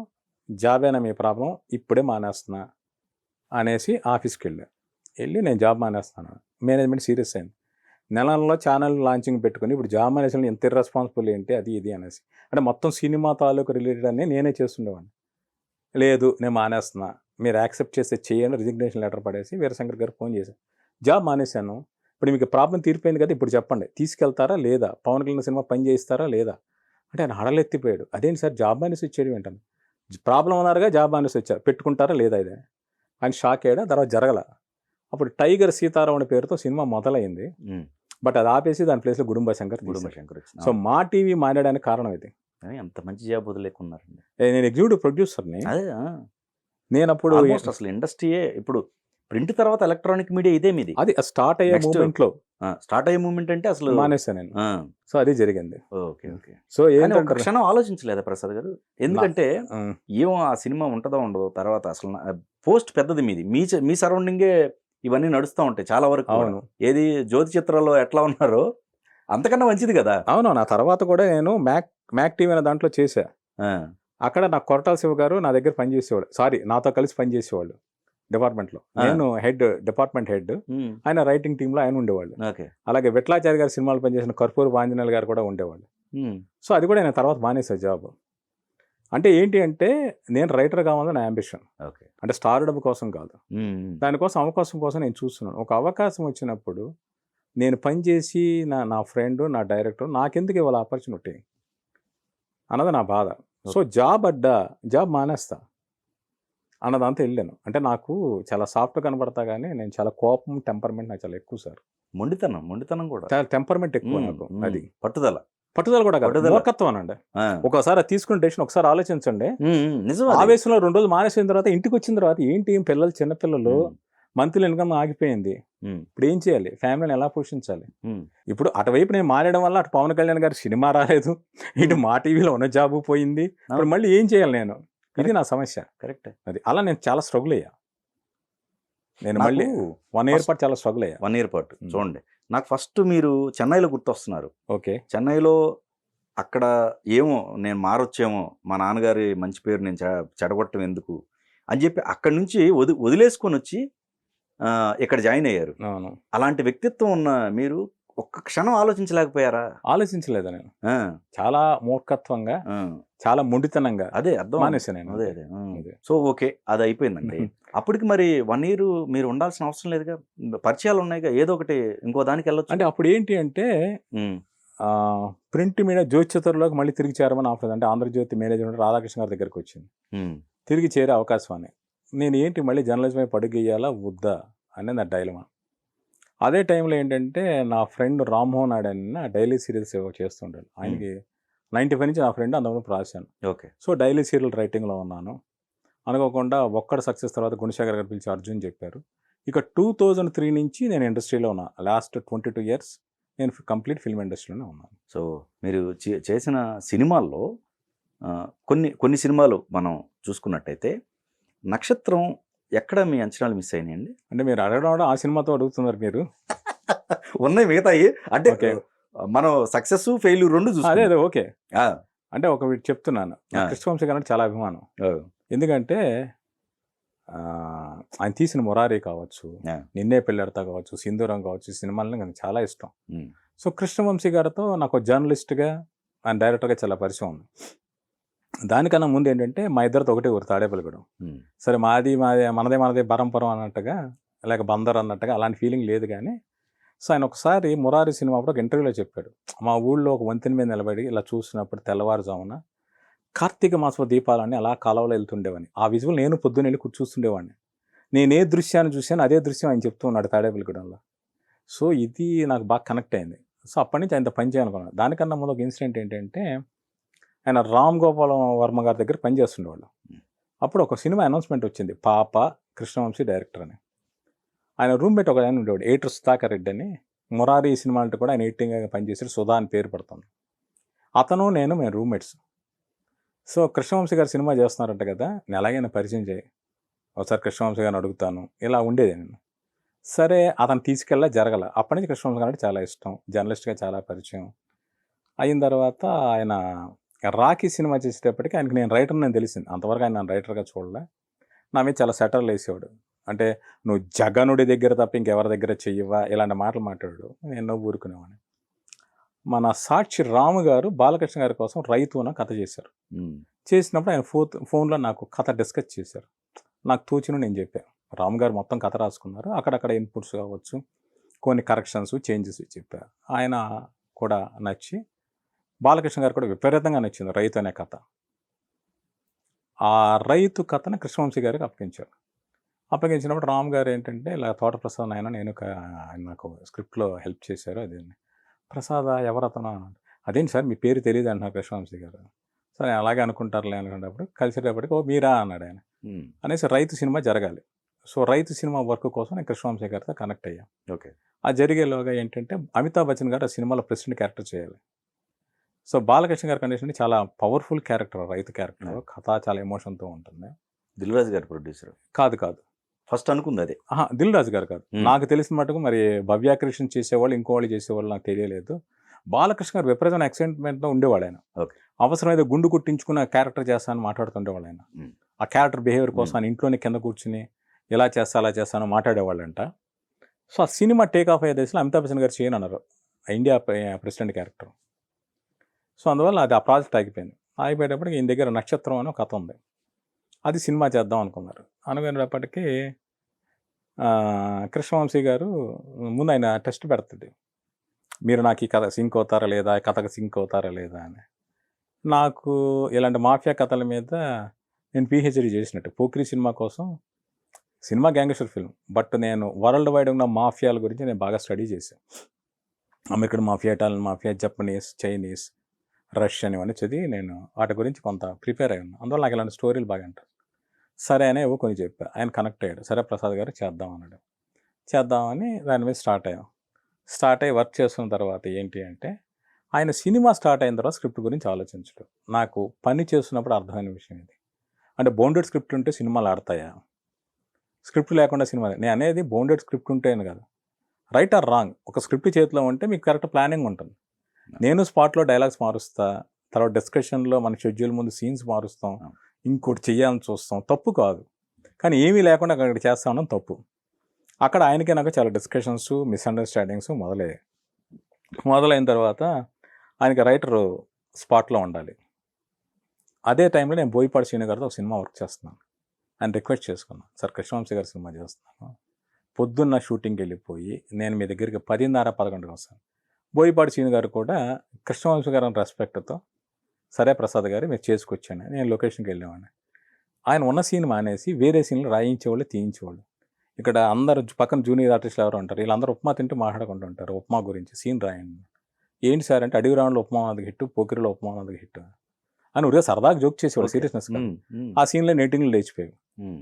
తర్వాత నాకు డిస్కషన్స్‌కి వెళ్ళడం ప్రాబ్లమ్ అయిపోయింది. అంటే మధ్యాహ్నం 1 గంట లేకపోతే ఎక్కడో నాచారం అవతల షూటింగ్. ఓకే. బోయపాటి శ్రీను గారిది వర్క్ అప్సెట్ అయ్యేది. సో, అందువల్ల 1, 2 సార్లు నేను వెళ్ళకపోతే ఆయన అంతటా ఆయన రెజినా మీద సీన్ తీసి అసిస్టెంట్ డైరెక్టర్ మెసేజ్ పెట్టాడు. రెజినా ఇప్పుడు డైలాగ్ చెప్పింది, దాని కింద కౌంటర్ రాయన. ఇదేంటిది మన కథలో ఇలా లేదు కదా, ఇలా ఏదో డైలాగ్ చెప్పించారు అంటే ఆయన స్పాంటేనియస్గా స్పాట్లో చాలా మార్చేవాళ్ళు. రైట్. అది నాకు ప్రాబ్లం అయింది. తర్వాత ఏంటి అంటే ఆయన ముందు ఒకటి చెప్పారు, ప్రసాద్ గారు మై మార్కెట్ రెమ్యునరేషన్ అంతా అంత ఇస్తా అన్నారు. సో ఒక అడ్వాన్స్ ఇచ్చారు ముందు, తర్వాత ఏదో మా అమ్మాయి ఎంగేజ్మెంట్ ఇంకో పేమెంట్ ఇచ్చారు, బ్యాలెన్స్ పేమెంట్ రావాలి. సరే ఇవ్వాల, ఫైనాన్షియల్ ప్రాబ్లమ్స్ ఉన్నారు, మా అమ్మాయి పెళ్లి దగ్గర పడింది. సార్ బ్యాలెన్స్ పేమెంట్ ఎంతో కొంత రిలీజ్ చేయండి సార్ అన్న. ఆయన ప్రొడ్యూసర్ ఏమో సార్ మాకు కొంచెం ఫైనాన్షియల్ ప్రాబ్లం ఉంది, 1,00,000 ఉంటే రోజు షూటింగ్ పెట్టుకుంటా సార్ అన్నాడు. స్క్రిప్ట్ లేకుండా ఏం షూటింగ్ పెట్టుకుంటారు సార్ అని నేను అంటే కృష్ణవంశీ గారు ఉన్నారు కదా అని ధీమా. ఇలా అయిపోయిన తర్వాత ఫస్ట్ హాఫ్ చూపించారు ఆయన, ఎలా ఉంది అన్నారు, బాగోలేదన్న. చాలా కోపం వచ్చింది కృష్ణవంశీ గారికి. బాగోలేదని రైటర్ అనకూడదు, ఎందుకు బాగోలేదు, ఏం చేస్తే బాగుంటుందో చెప్పాలి, నా బ్యాలెన్స్ పేమెంట్ వస్తే నేను చెప్తా అనేసి వచ్చేసాను. అందరితో కట్. అదే నక్షత్రం తాలూకు ఎక్స్పీరియన్స్. Okay okay. అంటే స్క్రిప్ట్ బాగుండే స్క్రిప్ట్ నుండి ఆడేది లేదని నేను అన్నగానే ఒక రైటర్కి డైరెక్టర్ మధ్య సరైన కోఆర్డినేషన్ ఉండాలి, స్క్రిప్ట్ మీద కరెక్ట్ కోఆర్డినేషన్ ఉండాలి, ఉంటే కొంచెం బెటర్గా ఉండేదేమో రిజల్ట్. అంటే ఆయన ఇదివరకు ఇలాగే తీసి సినిమాలు సక్సెస్ అయ్యారు, దానికి ఈ సబ్జెక్ట్ కరెక్ట్ కాదు. ఇప్పుడు సాయిధరం తేజ్ అందులో ఒక అలెగ్జాండర్ అని పాత్ర చేసాడు, ఆ పాత్ర చాలా స్పెషల్గా ఉంటుందని సాయిధరం తేజ్ అనుకున్నారు, కానీ అప్పటికప్పుడు సీన్స్ అనుకుని తీసారు తప్పితే క్యారెక్టర్లో కావాల్సిన డెప్త్ లేదు. అందులో క్యారెక్టర్ సాక్రిఫైసింగ్ అనేది, స్పెషల్ క్యారెక్టర్ అనేది రిజిస్టర్ కాల. కానీ ఇక్కడ ఓకే, కృష్ణవంశీ గారిది ఈ వెర్షన్ అయితే మరి ఫుల్ ఫ్లెడ్జ్డ్గా బౌండెడ్ స్క్రిప్ట్తో మీరు డైలాగ్స్ అందించినటువంటి ఆరెంజ్ సినిమా ఎక్కడ అది మిస్ఫైర్ అయింది? అప్పటికి అది అడ్వాన్స్డ్ థాట్. ఓకే, అది ఫస్ట్ విషయం. రెండో విషయం ఏంటి అంటే 2010లో రిలీజ్ అయింది, వర్క్ 2008లో 9లో స్టార్ట్ అయింది. బాబు దాదాపు 1.5 year పాటు మేము స్క్రిప్ట్ మీద వర్క్ చేశాకే సినిమా షూటింగ్ వెళ్ళింది. ఓకే. సో అడ్వాన్స్డ్ థాట్ అనేది ఒకటి, ఆడియన్స్ అందులో డ్రామా లేదు. అంటే బిఫోర్ సన్సెట్ లేక ఆఫ్టర్ సన్ రైజ్ లాంటివి సినిమాలు ఉంటాయి, వాళ్ళు ఈ లవర్స్ ఇద్దరు కాన్వర్సేషన్స్ మాట్లాడుకుంటూ ఉంటారు. అది హాలీవుడ్ సినిమాలో సూపర్ హిట్ కదా, క్లాసిక్ అది. అలా హీరోయిన్స్ ఇద్దరు ఎంతసేపు మాట్లాడుకున్నది కూడా కరెక్ట్ కాదని నా ఒపీనియన్. తర్వాత ఇంకోటి ఏంటంటే రామ్ అది ఎక్స్ప్రెస్ చేశారండి నేనంటే ఈ మాట అంటే తప్పు కానీ, ఓకే, ఏ డైరెక్టర్తో నేను మాట్లాడినంత దారుణంగా భాస్కర్ గారితో మాట్లాడాను. ఓకే, కథ విషయంలో మీరు అలా చేయదు సార్, నేను చాలా తీవ్రంగా వాదించాను. ఆయన నాగబాబు గారు కూడా అంటే నాగబాబు గారు అందులో ఇన్వాల్వ్ అయ్యారు కాదు. ఓకే, రామ్ చరణ్ గారే నన్ను పిలిపించి ఆ ప్రాజెక్ట్లోకి ఇన్వాల్వ్ చేయించింది.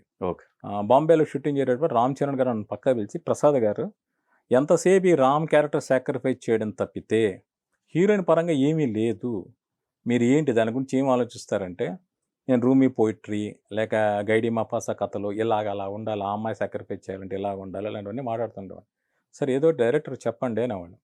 భాస్కర్ గారు వినిపించుకునేవాడు కాదు, ఆయన చాలా మొండిగా ఉండేవాళ్ళు. అంటే ఆయన పర్సనల్ ఎక్స్పీరియన్స్ నుంచి బొమ్మరిల కథ వచ్చింది, ఆయన ఫాదరు లేక ఆయన తెలిసిన వాళ్ళు ఇలా బిహేవ్ చేసేవాళ్ళు కాబట్టి ఆ కథ రాశాను. పరుగు అనేది ఆయన ఫ్రెండ్ లైఫ్లో జరిగిన ఇన్సిడెంట్ అనేది. అలాగే ఆరెంజ్ కూడా పర్సనల్ ఎక్స్పీరియన్స్ రావాలన్నది ఆయన తాపత్రయం. అందువల్ల ఏంటి అంటే వన్ సైడెడ్గానే ఉండి ఎంతసేపు మగవాళ్ళు లేక ప్రేమికులే త్యాగం చేయాలి, ఆ అమ్మాయి వీటి నుంచి ఏమీ లేదు అందు ఆయన ఫిక్స్ అయిపోయిన క్లైమాక్స్. అందువల్ల అది అంటే ఆయన ఎంత ఇన్వాల్వ్ అయిపోయిన ఒక ఉదాహరణ చెప్తా. హీరో కాస్ట్యూమ్స్ మీద భాస్కర్ గారు వేసుకునే పర్సనల్ పెర్ఫ్యూమ్ స్ప్రే చేయించేవారు. ఇప్పుడు ఈ కలర్ ఇదంటే ఓకే, పెర్ఫ్యూమ్ స్ప్రే చేస్తే ఆడియన్స్ కూడా తెలియదు కదా, అంటే క్యారెక్టర్తో కనెక్టివిటీ ఆయన అలా ఫీల్ అయ్యేవారు, అంత ఇన్వాల్వ్ అయిపోయిండేవాడు. అందువల్ల పాత్రలో మార్పులు చెప్పడానికి అంగీకరించేవాడు కాదు. Okay okay. సో అవి అప్పుడు క్లైమాక్స్ మార్చుకుంటూ డ్రమటైజేషన్ చేసి ఉంటే ఆడియన్స్ యాక్సెప్టబుల్ ఏమో, కానీ కల్ట్ క్లాస్ అయి ఉండేది కాదని నాకు ఇప్పుడు అనిపిస్తూ ఉంటుంది. ఇప్పుడు 2 ఏళ్ల తర్వాత 15 తర్వాత రిలీజ్ అయిన తర్వాత ఆ సినిమా కల్ట్ క్లాసిక్. నాకు చాలామంది మా అమ్మాయిల ఫ్రెండ్స్, అబ్బాయిలు కావచ్చు అమ్మాయిలు కావచ్చు, అంకుల్ ఈ సినిమా చూసాక మేము బ్రేకప్ అయ్యాం, లవ్ అంటే ఏంటో తెలుసుకున్నాం చెప్పిన వాళ్ళు 100,000 మంది ఉన్నారు. ఓకే. సో అది చాలా అడ్వాన్స్డ్ థాట్. ఇప్పుడు లవ్ టుడే, ఇప్పుడు ఆరెంజ్లో డీల్ చేసిన పాయింట్ ఉంది, ఫోన్ తీసుకుంటే చాలా ఇరిటేట్ అవుతాడు. అంటే ఫోన్ అనేది ప్రైవసీ మ్యాటర్, అప్పటికి చాలా కొత్త. అంటే మనం ఒకరిని పెళ్లి చేసుకుంటే ఏంటి వాళ్ళు ఏమైనా వాళ్ళ అకౌంట్లు చూసేయచ్చు, వాళ్ళ డైరీలు చదివేయచ్చు, ఫోన్లు చూసేయచ్చు అనుకునే రోజుల్లో ఫోన్ అనేది నా ప్రైవసీ మ్యాటరు. లవర్స్ అయినా wife and husband personal space ఉండాలి అని చెప్పిన మొట్టమొదటి సినిమా ఆరెంజ్. లవ్ టుడే అని ప్రదీప్ రంగనాథన్ చేశారు, అందులో ఫోన్ల మీద కథ నడిచింది, సూపర్ హిట్. అది సూపర్ హిట్. ఆరెంజ్లో ఒక ఎపిసోడ్ ఒక టాపిక్ అయింది, ఈరోజు ఫుల్ లెంగ్త్ సినిమాకి వస్తే ఆడియన్స్ కనెక్ట్ అయ్యారు, యాక్సెప్ట్ చేశారు, సూపర్ హిట్ చేశారు. అంటే ప్రాబ్లం అనేది ఇంకా ఎక్కువ పెరిగింది. సో ఆ కనెక్టివిటీ అనేది అప్పటి జనరేషన్కి రాలా, ఇప్పుడు వచ్చింది, అది జరిగింది. రచయితలకి మధ్య క్లాషెస్ జరుగుతూ ఉంటాయి ఒకే సినిమాలో ఉన్నప్పుడు కూడా. సో ఈ 22 yearsలో మరి ఎక్కడ మీకు ఆ అనుభవం ఎదురవ్వలేదా? ప్రతిసారి ఎదురవుతూ ఉంటుంది. హ్మ్. అంటే హ్మ్. నేను ఒక రైటర్‌గా నా తోటి రచయితకి రెస్పెక్ట్ ఇవ్వకపోతే ఎలా అనుకునే మెంటాలిటీ నాది. యెస్. ఆ! అంటే బయట వాళ్ళ సంగతి తెలీదు. హ్మ్. మీ విద్వత్తు నాకు తెలియకపోతే, మీతో కలిసి నాకు తెలియకపోతే బయట ప్రపంచానికి ఎలా తెలుస్తుంది? రైట్. మీలోని సరస్వతిని నేను రెస్పెక్ట్ ఇవ్వకపోతే ఇంకోళ్ళు ఎందుకు రెస్పెక్ట్ ఇస్తారు? హ్మ్. అనే ప్రతి తోటి రచయితని నేను చాలా రెస్పెక్ట్ ఇస్తాను. మీరు నా పని చేసిన సినిమా చూస్తే 'వరుడు' సినిమా ఉంది. ఆ సినిమాకి ఒండ్రమట్ల నాగరాజ్ అని ఒక రైటర్ ఉన్నారు. హ్మ్. ఆయన మొత్తం కంప్లీట్ వెర్షన్ రాసాడు. Dialogue version. వెర్షన్ రాస్తే అందులో ఒక సీన్ మాత్రం ఉపయోగపడింది. ఒక పెళ్లి గురించి రాత్రిపూట మొత్తం ఫ్యామిలీస్ అందరూ కూర్చొని సామెతలతో అంత్యాక్షరి ఆడుకుంటారు. ఈ సామెత నుంచి ఆ సామెతకి అన్ని సీన్‌లోనే ఉండాలి. ఆ ఐడియా ఇచ్చింది ఆయన. ఓకే. ఆయన కొన్ని సామెతలు ఇచ్చాడు. తర్వాత నేను కొన్ని సామెతలు యాడ్ చేసి ఆ సీన్ రాసాం. ఓకే. అందువల్ల గుణశేఖర్ గారికి చెప్పి మీరు సినిమా టైటిల్ చూస్తే ఒండ్రమట్ల నాగరాజు అంత్యాక్షరి సీన్ అని ఉంటుంది క్రెడిట్స్. ఆయనకి ఇవ్వాల్సిన డబ్బులు కూడా ప్రొడక్షన్ సైడ్ నుంచి సార్ అతనికి ఇవ్వండి అని చెప్పి చేయించింది నేను. అలాగే 'రుద్రమదేవి' సినిమా ఉంది. మొత్తం స్క్రిప్ట్ రాసింది నేను. పరుచూరి బ్రదర్స్ నన్ను సూపర్వైజ్ చేశారు. 'రాజసింహ' నేనే మేము రాసిన డైలాగ్ తెలంగాణ స్లాంగ్‌లో మార్చి, ఆయన కొన్ని డైలాగులు యాడ్ చేసి, ఇప్పుడు 'బలగం' డైరెక్టర్ వేణు, అలాగే 'బిత్తిరి సత్యనారాయణ' వీళ్ళందరూ ఆ డైలాగ్స్‌లో పార్టిసిపేట్ చేశారు తెలంగాణ స్లాంగ్‌లో. 'రాజసింహ' పేరు గోన గన్నారెడ్డి అనే ట్రాక్‌లో వేస్తారు. అలాగే నేను పనిచేసే ప్రతి సినిమాకి వేరే రైటర్లు పనిచేశారు. ఇప్పుడు 'ఆరెంజ్' సినిమా షూటింగ్‌కి నా హెల్త్ అప్సెట్ అవ్వడం నేను ఎళ్ళలేదు. వేరే రైటర్స్ కూడా ఆ సినిమాలో కంట్రిబ్యూట్ చేశారు. అయితే ఏమిటంటే కొంతమంది మొత్తం వాళ్ళే రాసినట్టుగా ప్రయత్నిస్తూ, నేను రాసినవి కూడా వాళ్ళ అకౌంట్‌లో యేసుకునే ప్రయత్నాలు చేస్తారు. అది నాకు నచ్చదు. మీరు నా డబ్బులు కొట్టేసినా నేను ఊరుకుంటా గానీ, నా క్రియేటివిటీ కొట్టేస్తే నాకు చాలా కోపమొస్తుంది. అదే నా ఇష్యూ. హ్మ్. సో, నేను మీ అక్షరాలకి, మీ రైటింగ్‌కి, మీ క్రియేటివ్ ఇంపార్టెన్స్ ఇచ్చినప్పుడు, మీరు తోటి రచయితకి మీరు అదే ఇవ్వాలి కదా! ఇవ్వనప్పుడు నేను మిమ్మల్ని ఎందుకు హానర్ చేయాలి? అంటే నాకు అర్థమవుతుంది మీరన్నారు. ఇప్పుడు నేను చాలా సినిమాలు చేశాను.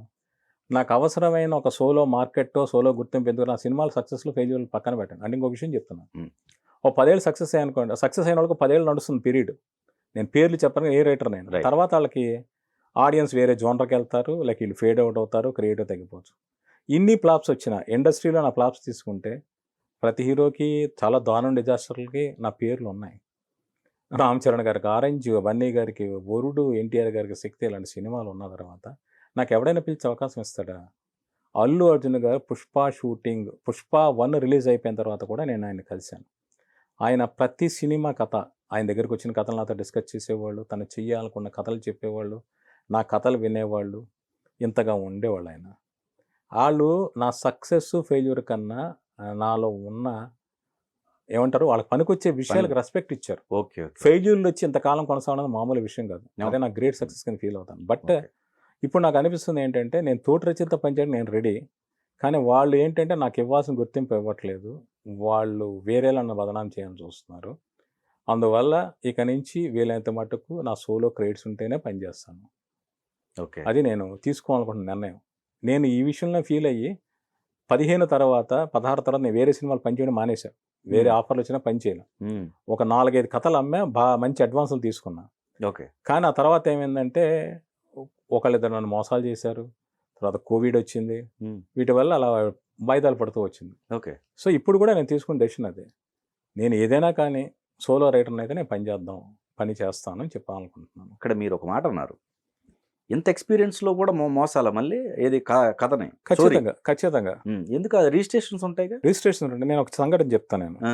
2018 నేను సామాన్యంగా ఏంటంటే, కథలు నేను రాయను. హ్మ్. అంటే నా దగ్గర చాలా కథలు ఉన్నాయి గానీ, నేను కథలు రాసి అమ్మాలని ప్రయత్నించను. ఎందుకు అంటే, నాకు అర్థమైన ప్రాక్టికల్ నాలెడ్జ్ అంటే డైరెక్టర్‌లదే కథ. ఇదివరకు అంటే డైరెక్టర్లు ఏంటి అంటే, వాళ్ళకి ఐడియా వస్తుంది.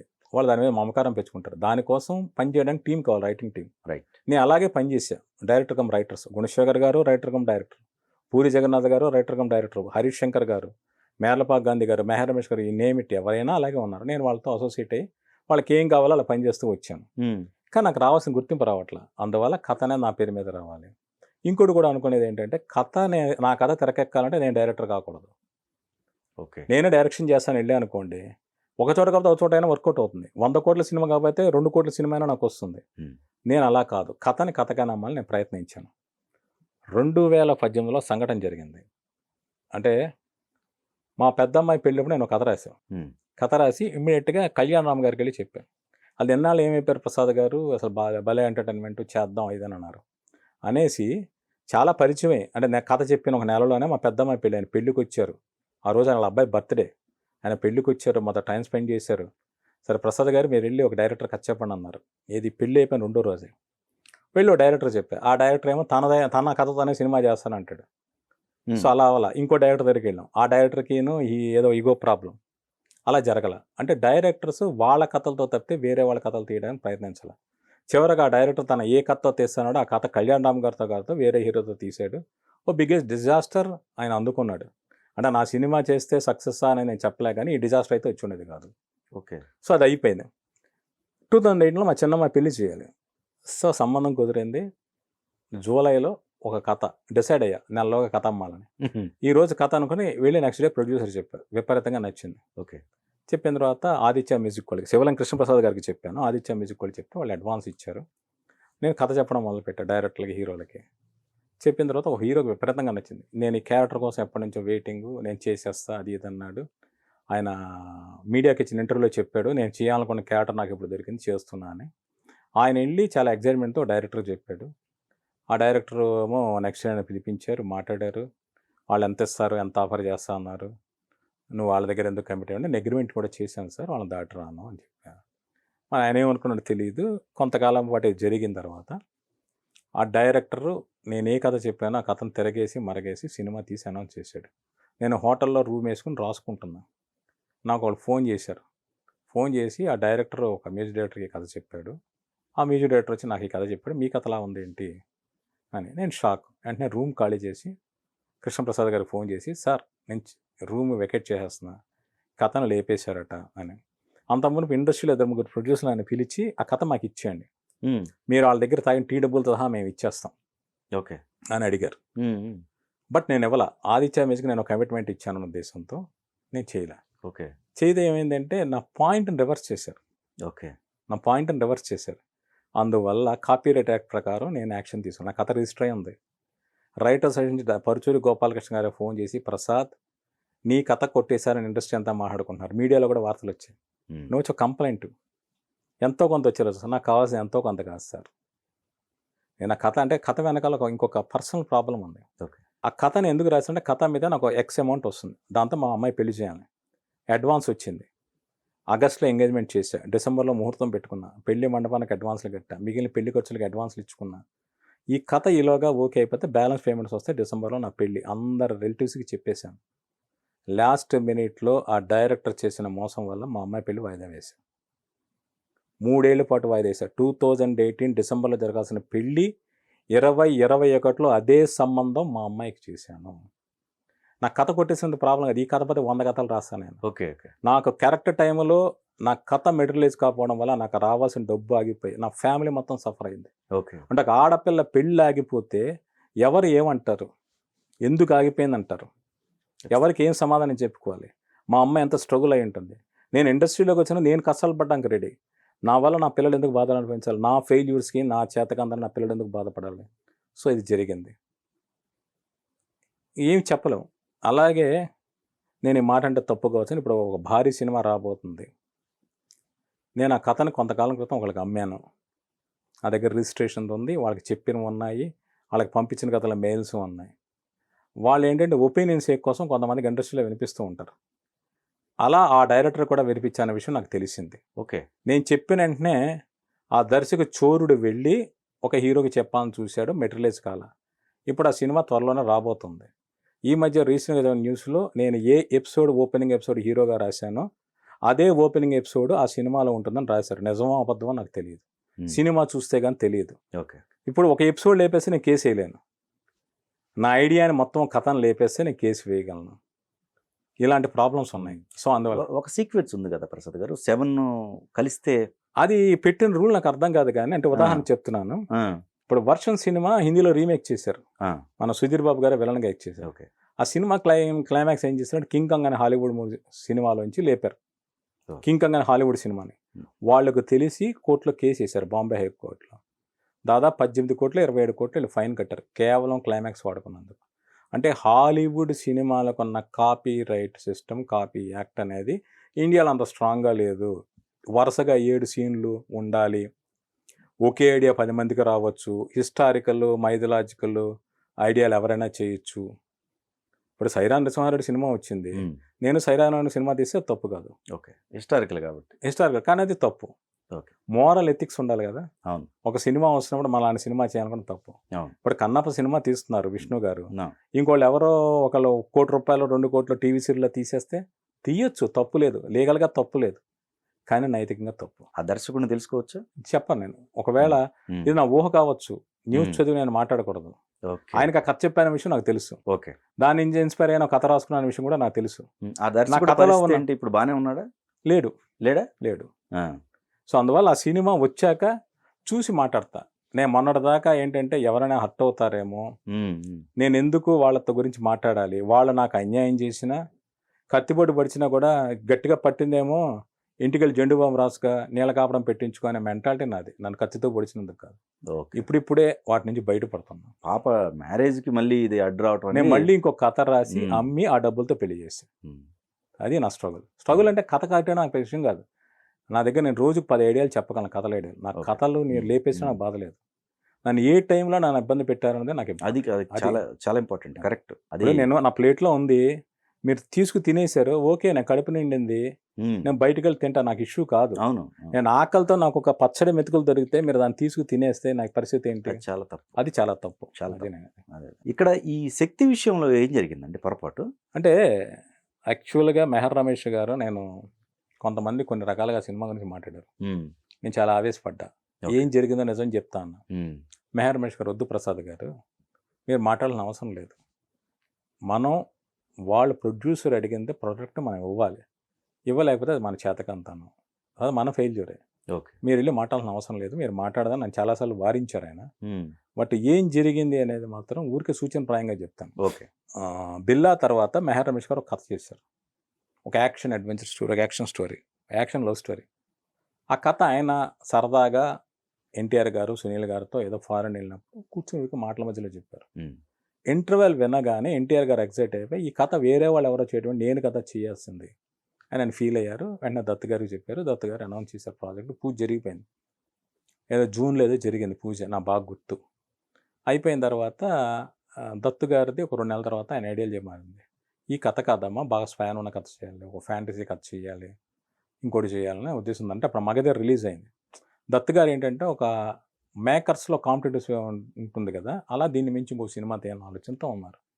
అందువల్ల కథలో ఇంక ఫ్యాంటసీ ఎలిమెంట్ జోడించడానికి ప్రయత్నాలు మొదలయ్యాయి. నేను చాలా చెప్తుండేవాడిని బ్యాక్‌డ్రాప్‌లో.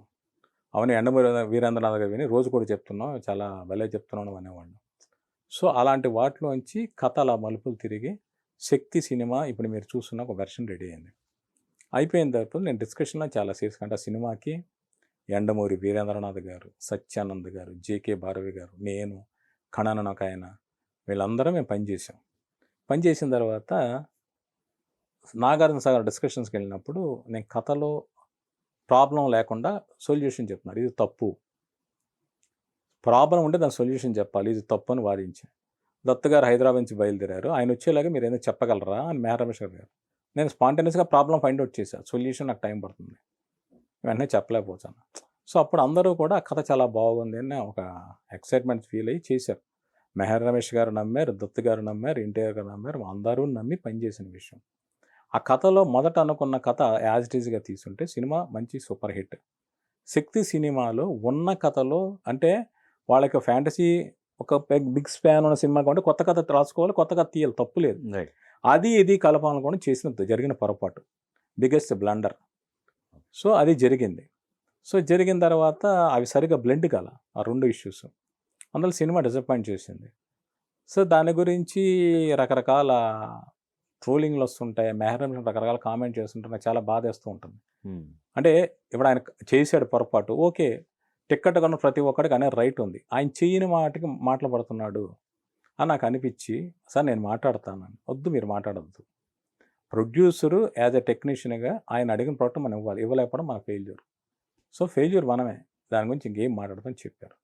మీరు అడిగారు కాబట్టి నేను ఆ టాపిక్ మళ్ళీ మాట్లాడాను. 'పూరి' గారి దగ్గర 143 ఫస్ట్‌దా అండి? లేతే అంతకు ముందు గూడా ఏమన్నా సహాయ సహకారాలు అందించారా? ఏమీ లేదు. లేదు. లేదు గదా! లేదు. ఫస్ట్ 143.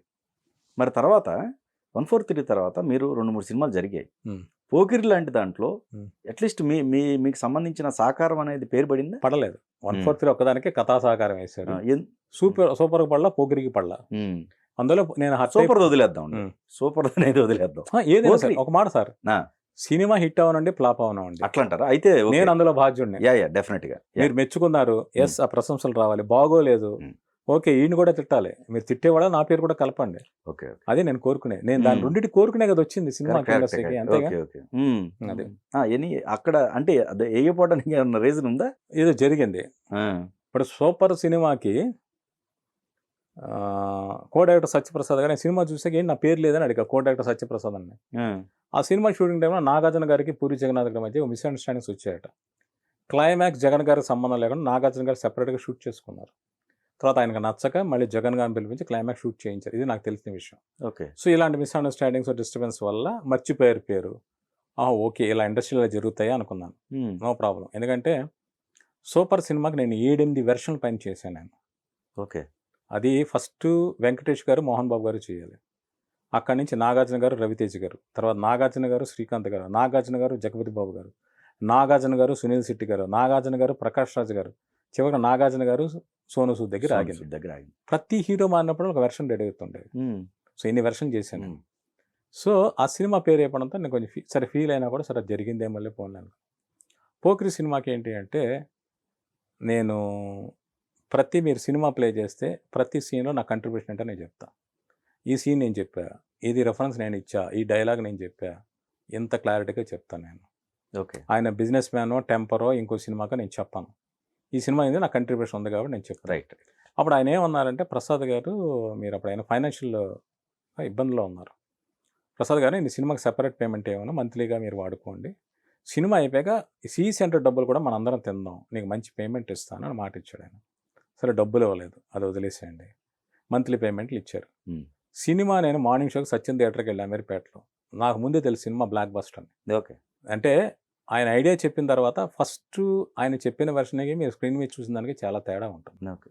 సో ఎన్ని మార్పులు చేర్పులు చేసాం, ఎలా బ్లాక్ బస్టర్ ఉందని నాకు తెలుసు. అంటే రీసెర్చ్ అన్నాను కదా, నేను అబిడ్స్లో ఫుట్పాత్ మీద బుక్స్ కొన్ని చదువుతున్నాను. గ్యాంగ్ బస్టర్స్ అని ఒక మాఫియా ఫ్యామిలీ హిస్టరీ, అది బుక్ పేరు. అది ఓకే. మాఫియా వాళ్ళు ఏం వాడేవాళ్ళు అంటే బెగ్గర్స్ని, ట్రాఫిక్ సిగ్నల్స్ దగ్గర అడుక్కునే బెగ్గర్స్ని ఇన్ఫార్మర్స్ కింద వాడుకునేవాళ్ళు మాఫియా. ప్రతి కారు దగ్గర ఆగుతారు, ప్రతి వెహికల్ దగ్గర ఆగుతారు, ప్రతి మనిషిని చూస్తారు, ఎవడు ఎందుకు వెళ్తున్నాడు, ఎటు వెళ్తున్నాడు, ఎవరు ఉన్నారు, లోపల ఏం తీసుకెళ్తున్నారు. ఆ క్యారెక్టర్ ఇన్స్పిరేషన్తోనే ఆలీ క్యారెక్టర్ క్రియేట్ చేసింది. ఓకే. ఒక చికాగోలో మాఫియా డాన్, అతను మాఫియాని గ్లామరైజ్ చేసిన వ్యక్తి. ఆయన అతని లైఫ్లో చాలా ఇంట్రెస్టింగ్ ఎపిసోడ్స్ ఉంటాయి. అంటే ఒక నైట్ అతను క్లబ్కి వస్తానని తెలిసి అతను ఆపోజిట్ గ్యాంగ్ అతను లేపడానికి రెడీ అయ్యారు. అతను వద్దు అన్నారు, నేను వెళ్తాను అన్నాడు. నేను ఒక పార్టీకి వస్తానంటే వస్తాను, ఉంటానంటే ఉంటాను అన్నాడు. ఎలా నేను చంపేస్తారని, నేను కొంచెం లేట్ అవుతాను, 1 గంటకు రావాల్సిన 2 గంటలకు వస్తాను అనేసి 2 గంటలకు అతను వచ్చాడు. వచ్చేటప్పటికి సీన్ ఏంటో రీల్గా జరిగింది. ఆ స్ట్రీట్ మొత్తం కూడా డెడ్ బాడీస్, ఇతను ఆపోజిట్ గ్యాంగ్ అందరిని చంపేస్తే శవాలను తొక్కుకుంటూ వెళ్ళి ఆ క్లబ్లోకి వచ్చి పార్టీ చేసి ఇంటికి వెళ్ళాడు. స్టార్స్ అందరితో ఫోటోలు దిగేవాడు, మీడియా అంతా కవర్ చేసేది మాఫియా అంతండి. ఈ ఇన్సిడెంట్ తీసుకుంటేనే ప్రకాష్ రాజ్ ఇప్పటికి నా వయసు 16 అప్పుడు మహేష్ బాబు వార్న్ చేస్తాడు, ఇతర అని చెప్తూ ఉంటాడు. అలా త్రూ అవుట్ బిగినింగ్ టైటిల్స్ దగ్గర నుంచి ఎండ్ వరకు కూడా ప్రతి దాంట్లో నా కంట్రిబ్యూషన్ ఉంది. ఓకే. ఓకే. సో పేరు ఇలా ఫ్యామిలీతో అమీర్పేటలో సచిన్ థియేటర్కి నా పేరు లేదు. ఒకసారి షాక్ అయ్యాను నేను, ఇదేంటి నా పేరు లేదు అంటే, నా పేరు వేరని విషయం నేను ఎక్స్పెక్ట్ చేయాల. Cinema block buster. అవును. నేను ఆ సినిమా పనిచేసిన వాళ్ళు నా ఫోన్ చేస్తున్నారు, కంగ్రాట్స్ అది ఇది అని చెప్పేసి. నా బాధ ఎవరు చెప్పుకోవాలి. ఇప్పుడు నేను సినిమా ఆఫీస్లో తెలుసు, సినిమాకి తెలుసు, కొన్నేళ్ల తర్వాత నేను ఆ సినిమా పనిచేసిన విషయం కూడా ఎవరు నమ్మరు. రైట్. ఇప్పుడు మీకు కావాల్సిన ఏంటి, ఆడు చెప్పుకుంటున్నాడు, నిజమేంటి ఎవరు కన్ఫర్మ్ చేస్తారు? అవును, టైటిల్గా కన్ఫర్మ్ చేసి మీకు సినిమాలో ఉన్నది. సినిమాలో నేను చెప్పిన పేరుంటే ఇటు చేసాడేమో అనుకుంటారు. కరెక్ట్. చరిత్ర గుర్తుంచుకునేది అదే. 5 ఏళ్ల తర్వాత 10 ఏళ్ల తర్వాత గుర్తుంచుకునేది ఇటు రాశాడా రాయలేదని నాకున్న క్రెడిట్స్ని బట్టి చూస్తారు. కరెక్ట్. ఎగ్జాక్ట్లీ. ఈ మధ్య ఒక సినిమా చూశాను నేను, ఆ సినిమాకి నేను డైలాగ్స్ రాసా, రిలీజ్ అప్పుడు క్రెడిట్స్లో నా పేరు ఉంది. ఈ మధ్యకాలం యూట్యూబ్లో చూసి నా పేరు లేదు, నేను షాక్ అయ్యాను. అది మరి రేటింగ్లో లేపేశారు, ఎవరు లేపేశారో నాకు తెలియదు. సో మీకు దొరకనప్పుడు ఆ సినిమా నేను రాశాను చెప్పాను అనుకోండి, ఎప్పుడైనా ఏం చెప్తున్నాడు ఇతను అని ఎవరో ఒకరు క్రాస్ చెక్ చేస్తారు కదా. ఖచ్చితంగా. పేరు లేదు, ఈడెందుకు చెప్పుకుంటున్నాడు అనుకుంటారు. సో అప్పుడు నేను చాలా బాధపడితే ఉపేంద్ర శివ అని కో డైరెక్టర్ ఉంటాడు. అంటే ఉపేంద్ర గారిలాగా జుట్టు ఉంటుంది. మహేష్ బాబు గారికి ఇండస్ట్రీలో ఉన్న ఒక క్లోజ్ రిలేటివ్ ఆయన వాళ్ళ అమ్మమ్మ గారి తరపు. ఉమ్. అతను అప్పుడు ఎగ్జిక్యూటివ్ ప్రొడ్యూసర్ కృష్ణ గారి దగ్గరికి వెళ్ళి ప్రసాద్ గారి పేరు వేయలేదు ఎందుకని అడిగారంట, వేస్తానని. కృష్ణ గారు ఆయన వద్దన్నారని చెప్పాడట. మరి కారణాలు నాకు తెలియదు. ఎందుకు అంటే ప్రకాష్ ఆ సీన్స్ అన్ని డిస్కస్ చేసేటప్పుడు, క్లైమాక్స్ డిస్కస్ చేసేటప్పుడు జగన్ గారితో పాటు నాతో పాటు ఉపేంద్ర శివ అనే అతను ఉన్నాడు. అతనికి నేనేం చెప్పానో ఏది సినిమాలో నాకు తెలుసు. అందులో నా పేరు ఎందుకు లేదని అడిగాడు అతను. సో పేరు ఎందుకు వెళ్ళేది చెప్పాల. అది జరిగిన విషయం. ఇప్పుడు కన్నప్ప అనేది ఒక హిస్టారికల్ సబ్జెక్ట్ కదండి, పురాణం అనుకుందామండి. పురాణంగా మారింది, ఒక చరిత్రను పురాణంగా మార్చారు అనుకుందాం. ఓకే, సో దాన్ని కథగా పేర్లు వేసుకోవచ్చా? ఇది సినిమా కథ. ఓకే, కన్నప్ప అనేది ఒక చరిత్రనే. కన్నప్ప అనేవాడు ఒక కోయేవాడు, ఉడుమూరు అడవిలో ఉండేవాడు. అతను శివలింగాన్ని చూశాడు, భక్తి పారసులో మునిగిపోయి కళ్ళమ్మట నెత్తురొస్తూ ఉంటే తన కళ్ళు ఇచ్చాడు, ఎంగిలి మాంసం నైవేద్యం పెట్టాడు, అతను తిన్నాడు, కన్నప్పనైనారు అయ్యాడు. ఇది చరిత్ర. ఓకే, బట్ అతని జీవితం ఎలా ఉండదని ఎవరికీ తెలియదు, ఏ గ్రంథంలో రాయలే. అతను వేటాడేవాడు, అతని తండ్రి ఫలానా, తల్లి ఫలానా, అతని స్నేహితులు ఫలానా, ఈ వివరాలు ఉన్నాయి తప్పితే, అతని భార్య ఫలానా తప్పితే అతని జీవితం ఎలా సాగుండదని లేదు. ఈ జీవితం ఎవరి ఊహ వాళ్ళది. అంటే కన్నడ రాజకుమార్ గారు చేసిన సినిమాలో ఆయా రచయితలు సృష్టించింది, కృష్ణరాజు గారి భక్త కన్నప్పలో బాపురామలు చేసింది, ఎవరి క్రియేషన్ వాళ్ళది. అలా కన్నప్ప సినిమాలో కన్నప్ప కథని వక్రీకరించాల, చరిత్రను వక్రీకరించాల. బట్ దానికి అవసరం డ్రమటైజేషను, ఇన్సిడెంట్స్ అన్నీ కూడా వాళ్ళు చేయాలి.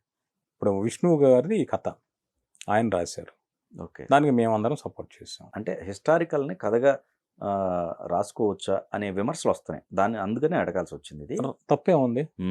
మీరు చరిత్రను వక్రీకరించి తీస్తేనో తప్పు.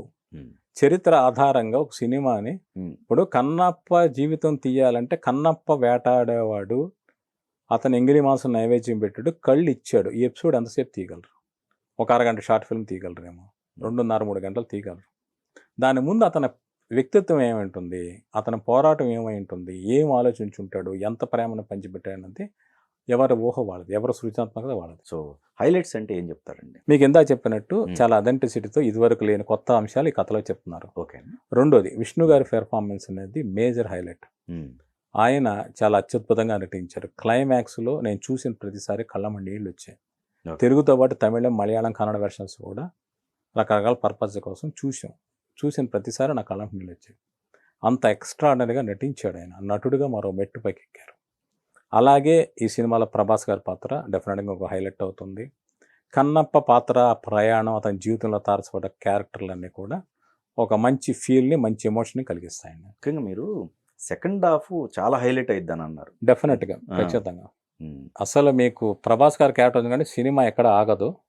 అంటే ఆ పాత్రలో అంత ఇంపార్టెన్స్ ఉంటుంది. Okay, but climax ultimate. ఆ జనం అందరూ ఒక భక్తి పారవశ్యంలో మునిగిపోయి వచ్చేలాగా క్లైమాక్స్ ఉంటుంది. అది వేరే లెవెల్ తీసుకెళ్తుంది. మోహన్ బాబు గారి క్యారెక్టర్ ఎలా ఉంటుందండి? అంటే ఆయన 50 ఏళ్ల కెరీర్ ఇది, ఆయన 50వ సంవత్సరం. సో అందువల్ల సంవత్సరం పరంగా కావచ్చు, ఆయన బ్యానర్ నుంచి వస్తున్న చాలా హైయెస్ట్ బడ్జెట్ సినిమా ఇది, ప్రెస్టీజ్ ప్రాజెక్ట్. అందువల్ల ఈ ప్రాజెక్ట్కి కానీ చాలా ఇంపార్టెన్స్ ఉంటుంది. అందువల్ల ఆయన క్యారెక్టర్ కూడా అంతకు మించిన ఇంపార్టెన్స్తో ఉంటుంది. ఓకే, మీరు అన్నట్టు పాన్ ఇండియా సినిమా కోసం ఆర్టిస్ట్ని తీసుకోవాలి.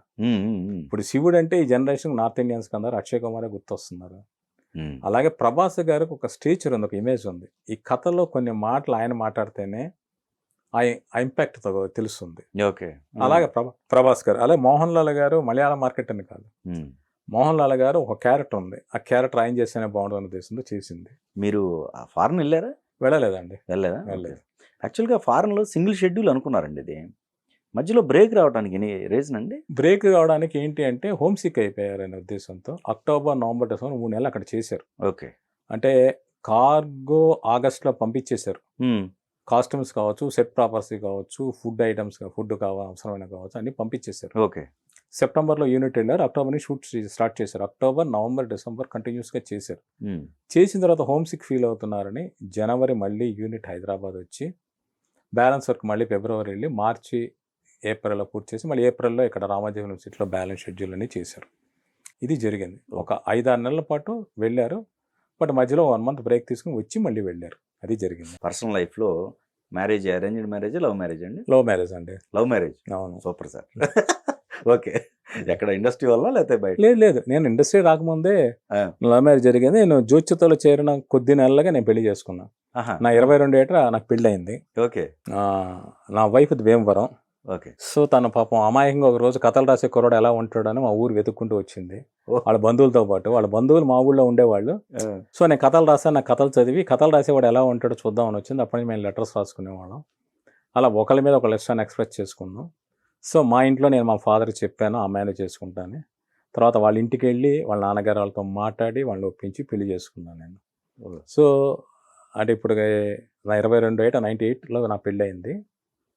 ఇప్పుడు ఏంటంటే నాకు నా వైఫ్కి ఎలా ఉంటుందంటే మీ ఇద్దరం వేరే ఇళ్లలో పుట్టాము, మాకు ఒక అమ్మా నాన్నలు ఉండేవాళ్ళం, వాళ్ళ దగ్గర మేము పెరిగామని ఉండదు. మీ ఇద్దరం పుట్టినప్పటి నుంచి ఇలాగే పెరిగాం కదా, ఇలాగే మాట్లాడుకుంటూ బతికాం కదా అనిపిస్తూ ఉంటుంది. ఓకే. సో అలా మా ఇద్దరి జీవితం ఉంటుంది. మా ఇద్దరు ఆలోచన అవుతుంది. నేనేం ఆలోచిస్తాను తనే అది ఆలోచిస్తుంది. నేను ఎలా రియాక్ట్ అవుతాను తనే అలాగే రియాక్ట్ అవుతుంది. అంత సోల్మేట్ నా వైఫ్. ముఖ్యంగా నా ఇల్ హెల్త్ అప్పుడు నా వైఫ్ ఇచ్చిన ఫైనాన్షియల్ సపోర్ట్ పక్కన పెట్టండి, ఒక వ్యక్తి పక్కన ఉండి అంత నన్ను చూసుకోకపోతే, సర్వీస్ చేయకపోతే, నేను హాస్పిటల్లో పడి ఉంటే ఫ్యామిలీని రన్ చేయకపోతే, పిల్లల్ని చదివిస్తూ చూసుకోకపోతే చాలా కష్టం. తను చేయబట్టి నేను ఇంతవరకు నేను ఇలాగ సర్వైవ్ కాగలిగాను. అది నా వైఫ్ పేరు గీత. ఇంతకుముందు మీరు ఒక మాట అన్నారు, అంటే నాకు ఈ సక్సెస్ లేకపోయినా కానీ నన్ను ఇండస్ట్రీ ఇప్పటికీ అవును ఆదరిస్తానే ఉంది, ఆ గుర్తింపు నాకు ఇప్పటికీ చెక్కు చెదరలేదని. అట్లానే మీ ఆరోగ్యం అప్పుడు ఏది కిడ్నీకి సంబంధించి? అవును 2010 అండి 2010 10 ఆల్మోస్ట్ ఇండస్ట్రీ మొత్తం కూడా చాలా వరకు, అవును మొత్తం అంటే మీ సర్కిల్లో ఉన్న వాళ్ళు అవును. ఎవరైతే ఉన్నారో వాళ్ళందరూ కూడా మీకు సపోర్ట్ చేశారు ఫైనాన్షియల్గా, మోరల్ సపోర్ట్. నేను హాస్పిటల్లో ఉన్నప్పుడు పెద్ద పెద్ద హీరోలు నాకు ఫోన్ చేసి మాట్లాడి వాళ్ళ పర్సనల్ నెంబర్ నుంచి ఎనీ టైం అర్ధరాత్రి అపరాత్రి ఎప్పుడైనా సరే నువ్వు ఫోన్ చేయి అదే అని ఇలా సపోర్ట్ ఇచ్చారు ప్రతి హీరో. అప్పటి హీరోలందరూ ఎక్కువగా ఇప్పుడు ఉండొచ్చు, చాలా మంది ఉన్నారు. నిలబడిన వాళ్ళు ఒక 5 పేర్లు అంటే ఎవరు? నేను అలా ఒకళ్ళని పేర్లు చెప్పి ఒకళ్ళని తక్కువ తక్కువ చేయలేదు. చేయకూడదు. అది తప్పు. తప్పైతే అంటే దానికి అంతటికీ ఆద్యుడు లీడ్ చేసిందంతా మెహర్ రమేష్ గారు. ఓకే. అటు ప్రభాస్ గారు సపోర్ట్ చేసిన, మహేష్ బాబు గారు సపోర్ట్ చేసిన, అంటే వీళ్ళందరితో నేను పనిచేసాను. అలాగే రామ్ చరణ్ గారు, ఎన్టీఆర్ గారు, అల్లు అర్జున్ గారు వీళ్ళు ఎవరితో పనిచేసినా కూడా వాళ్ళందరికీ చేయాలనిపించిన వాళ్ళందరినీ కోఆర్డినేట్ చేసి నాకు ఇన్ టైంలో నా ట్రీట్మెంట్కి అవసరం అయ్యేలాగా ఫండ్స్ సపోర్ట్ చేయించింది మెహర్ రమేష్ గారు. సో ఇండస్ట్రీలో చాలామంది ఆర్టిస్టులు, ప్రొడ్యూసర్లు, డైరెక్టర్లు, టెక్నీషియన్స్ ఎందరెందరో నాకు సపోర్ట్ చేశారు. పిల్లలు ఎంతమంది అండి? నాకు 2 అమ్మాయిలండి. 2 అమ్మాయి. పెద్ద అమ్మాయి శ్రావ్య, చిన్న అమ్మాయి పేరు మనోజ్ఞ. సో ఇద్దరికి పెళ్ళిళ్ళు అయిపోయాయి. పెద్దలుడి పేరు పార్థసారథి, చిన్నలుడి పేరు సాయి కృష్ణ. పెద్ద అమ్మాయిలకు ఒక బాబు రుద్ర, చిన్న అమ్మాయికి ఒక పాప నిహిర. పెద్ద పాప కూడా జరిగిన అంటే ఆ బ్రేక్ వచ్చింది పెద్ద పాప, చిన్న అమ్మాయి పెళ్ళికి. పెద్ద పాప అప్పుడు నో ప్రాబ్లం అంటే అప్పుడు ఏమైంది అంటే కళ్యాణం గారి ప్రాజెక్ట్ జరగలేదు, బట్ అప్పుడు ఏదో కింద మీద పడి పెళ్లి చేసా జరిగింది. అలాగే చిన్న అమ్మాయి పెళ్ళిది ఏంటంటే నేను ఒకసారిగా చేయి తిప్పుకోవడానికి అవకాశం లేదు. నేను వేరే డైరెక్టర్లో పనిచేయడం మానేశాను. మొదటి విషయం నేను ఎందుకంటే వీళ్ళతో పనిచేసి నేను సహకార రచయితగా తప్ప ఇండివిజువల్గా ఎదరనే మానేశాను. మొదటి విషయం. 2 నేను టేకప్ చేసిన ప్రాజెక్ట్స్ ఇదేమో నాకు ఇలా వెన్నుపోటు పడింది, రావాల్సిన ఫండ్స్ ఆగిపోయి.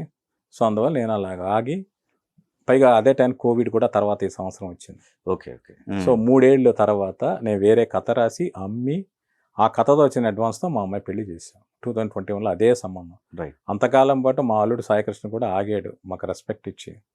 సో అదో గ్రేట్ థింగ్. అయితే ఇక్కడండి నాకు ఇప్పుడు మీరు ఒక సిచ్యువేషన్కి నేను ఈ కథ సేల్ చేస్తే నాకు ఆ సిచ్యువేషన్ తీరిపోతుంది. అవును. ఇది బిగినింగ్ నుంచే మీరు తీసుకున్నట్టయితే ఇంకా ఎక్కువ మీ దగ్గర, అదే నా ఆలోచన తప్పు. అంతే కదా, నా ఆలోచన తప్పు. అంటే దాహం వేసాక బావితో ఉన్నట్టు నాకు అవసరం వచ్చాక నేను అమ్మాలని అనుకోవడం. అదే. తర్వాత ఇంకొకటి ఏంటంటే నా రెమ్యునరేషన్స్ నేను డిమాండ్ చేయను. సార్ నాకు ఎంత ఇస్తేనే చేస్తాను, లేకపోతే చేయను. నాకు కొన్నిసార్లు తక్కువ ఆఫర్ చేసిన ఉన్నారు, కొంతమంది అమౌంట్స్ ఎగ్గొట్టిన వాళ్ళు ఉన్నారు. ఒకసారి నేను ఏంటంటే చూసినట్టు పోతూ ఉంటాను ఇండస్ట్రీలో. బట్ అది తప్పు. చాలా మంది ముక్కుపిండి వసూలు చేస్తారు. అంటే అదొకటి. రెండోది ఏంటంటే నేను వేరే రైటర్ ఉంటే పని చేయను అలాంటి రూల్స్ రెగ్యులేషన్స్ పెట్టను. చాలా మంది పెడతా ఉంటారు. ఇప్పుడు నేను వేరే రైటర్తో రాయను, వేరే రైటర్తో పేరు వేయడానికి వెళ్ళాను, చాలా ఖచ్చితంగా చెప్పే రైటర్స్ మనకు ఉన్నారు. నేను అలా చేయను. అందువల్ల ఏంటి అంటే నేను కొన్ని విషయాలు ఖచ్చితంగా ఉంటే నా సక్సెస్ నా ఫెయిల్యూర్ నాకు వచ్చేది. నేను వేరే వాళ్ళ కథలు నేను పనిచేసాను తప్పితే నా కథలకి వేరే డైరెక్టర్లు పనిచేసే అవకాశం దొరకలా. అంటే నీ బిడ్డని సరోగసి మదర్గా వేయడానికి నేను సిద్ధం, కానీ ఆ బిడ్డ నువ్వు తీసుకోవడానికి నువ్వు సిద్ధంగా లేవు. అది ఇండస్ట్రీలో డైరెక్టర్లతో అలా ఫీల్ అవుతున్నారు. ఓకే. అదే. అందువల్ల నేను భవిష్యత్తులో అంటే నా కథలు తీసుకోవడానికి డైరెక్టర్ని కాకూడదు, నాకు ఒక కథ చెప్పాలనిపించింది నేను డైరెక్టర్ని కావాలి. ఓకే. నా కథలకి వేరే డైరెక్ట్ చేయడం, నేనే డైరెక్ట్ చేసుకోవాలని కాదు. సో ఫ్యూచర్లో నేను డైరెక్ట్ చేసే అవకాశం ఉంది. డైరెక్షన్ చేసే అవకాశం ఉంది. పాపదానిలాగా ఇంకా ఏదైనా ఎదురయ్యా మీ జీవితంలో అట్లా? జీవితంలో చాలా స్ట్రగుల్స్ ఫేస్ చేశాను నేను. అంటే స్ట్రగుల్స్ గురించి పదే పదే మాట్లాడడం వల్ల అంటే నేను ఎలా ఉంటుందంటే, నేను ఒక సక్సెస్ అయిన తర్వాత నా స్ట్రగుల్ గురించి మాట్లాడుకోండి, అబ్బా ఏం కష్టపడి సాధించాడురా అని అంటారు. లేదంటే ఎలా ఉంటుందంటే దుబ్బాసీలో సునీల్ అన్నట్టు, బాబాయ్ ఆపరా నీ ఫ్లాష్ బ్యాక్ లో దరిద్రం తప్ప ఇంకేంటంటే ఇప్పుడు స్ట్రగుల్స్ ఏనా అంటారు. సో అందువల్ల ఏంటి అంటే అది కామన్ లేండి. కాదు నేను దానికి నా గురించి దాచుకోవడానికి భయపడ్డా. అంటే ఇండస్ట్రీలో కొంతమంది ఆర్టిస్టులకి క్యాన్సర్ వచ్చినా బైపాస్ సర్జరీ జరిగినా వాళ్ళు చెప్పుకోరు, చెప్పలేదు. అంటే వాళ్ళ అవకాశాలు రావడం నేను భయపడ్డా. నాకు వచ్చిన అనారోగ్య సమస్యలు తెలుసు, నేను ఎదుర్కొన్న వేరే సమస్యలు తెలుసు. సో నేను ఓపెన్, నేను ఏది దాచుకోను, భయపడను.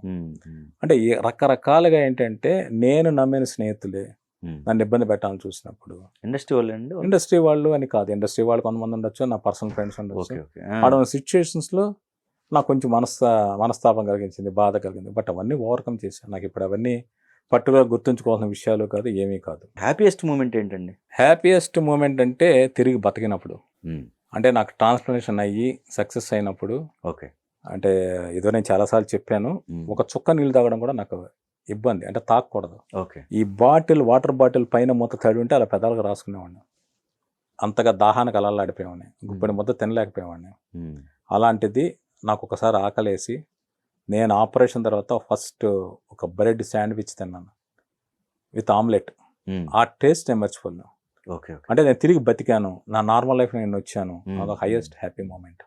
ఇంకా లైఫ్లో చాలా ఉన్నాయి. అంటే నేను లైఫ్లో ప్రమోషన్ వచ్చినప్పుడు, నాకు మనవడు పుట్టినప్పుడు, మనవరాలు పుట్టినప్పుడు, నా మనవరాలు నిహిరా ఇప్పటికీ తాత తాత అని పిలుస్తూ నాకు చాలా ఆనందంగా ఉంటుంది. కానీ ఇక్కడ మీరు సిగరెట్ తాగరు, అవును, డ్రింక్ లేదు, కానీ ఎక్కడ ప్రాబ్లం వచ్చిందండి? అదే నేను అవన్నీ అలవాటు లేకపోవడం అలా జరిగిందేమో బాధపడుతుంటే అప్పుడప్పుడు. డాక్టర్ని అడిగా, లైఫ్ ఇలా అయిపోయింది కదా, ఇంక మరి ఇలాంటివి ఏదైనా చేయొచ్చా అని. ఇప్పుడు అసలు చేయకూడదు అని చెప్పాడు. ఇప్పుడు అసలు చేయకూడదు, అందువల్ల నేను అదే పొరపాటు చేశాను.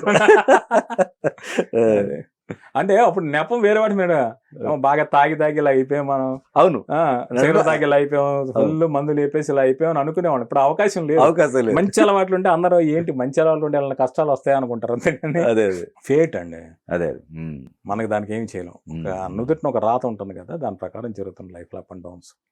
నాకు తెలుసు నా జాతక రీత్యా ఏ టైం బ్యాడ్ మూమెంట్, ఏ టైం హై మూమెంట్ నాకు తెలుసు. ఓకే. ఇంకా చెప్పాలి అంటే 2010లో నాకు వచ్చిన ప్రాబ్లం వచ్చి 99లో నాకు ఒకరు చెప్పారు. నా దగ్గర ఇప్పటికే ఆయన రాసి ఇచ్చిన జాతక చక్రం ఉంది. ఓకే.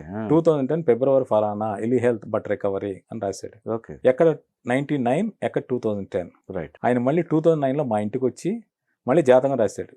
నేను చాలా బిజీగా ఉన్నా, ఆయన రాసి అలా పైపైన చూసి వదిలేశాను. ఆయన రాశాడు, తరచూ ఆరోగ్యం సంబంధించి వైద్యపరమైన చికిత్సలు చేయించుకుంటూ ఉండాలి, ఆరోగ్యం పట్ల జాగ్రత్తగా ఉండాలి అని రాశాడు ఆయన, అండర్లైన్ చేసి. నేను పట్టించుకోవాలా. సో ఆ టైంలో జరిగినప్పుడు నాకు ఏంటి అంటే, ఓకే ఇది హెల్త్ అని రాశాడుగా, జరిగింది, బట్ పక్కనే రాశాడు బట్ రికవరీ, ఎస్ రైట్, ఈ రికవరీ కూడా జరుగుతుంది అని. ఓకే. అలాగే అలాగే ఫ్యామిలీలో ఒక ఫార్చ్యూన్ విండ్ఫాల్ లాంటి డబ్బులు వస్తాయి, ఓకే వస్తుంది, సక్సెస్ అవుతా ఇలాగా. సో ఎనీవే చాలా థ్యాంక్ యూ అండి, చాలా వాల్యుబుల్ విషయాలు మాతో షేర్ చేసుకున్నారు. థ్యాంక్ యూ అంజీ గారు. Thank you. మీతో మాట్లాడడం కూడా, అంటే ఎంతకాలం మీతో టీవీలో మీ ఇంటర్వ్యూలు చూశాను, ఇప్పుడు మన ఇద్దరు ఇంటర్వ్యూ చూస్తాను. Thank you very much. Thank you.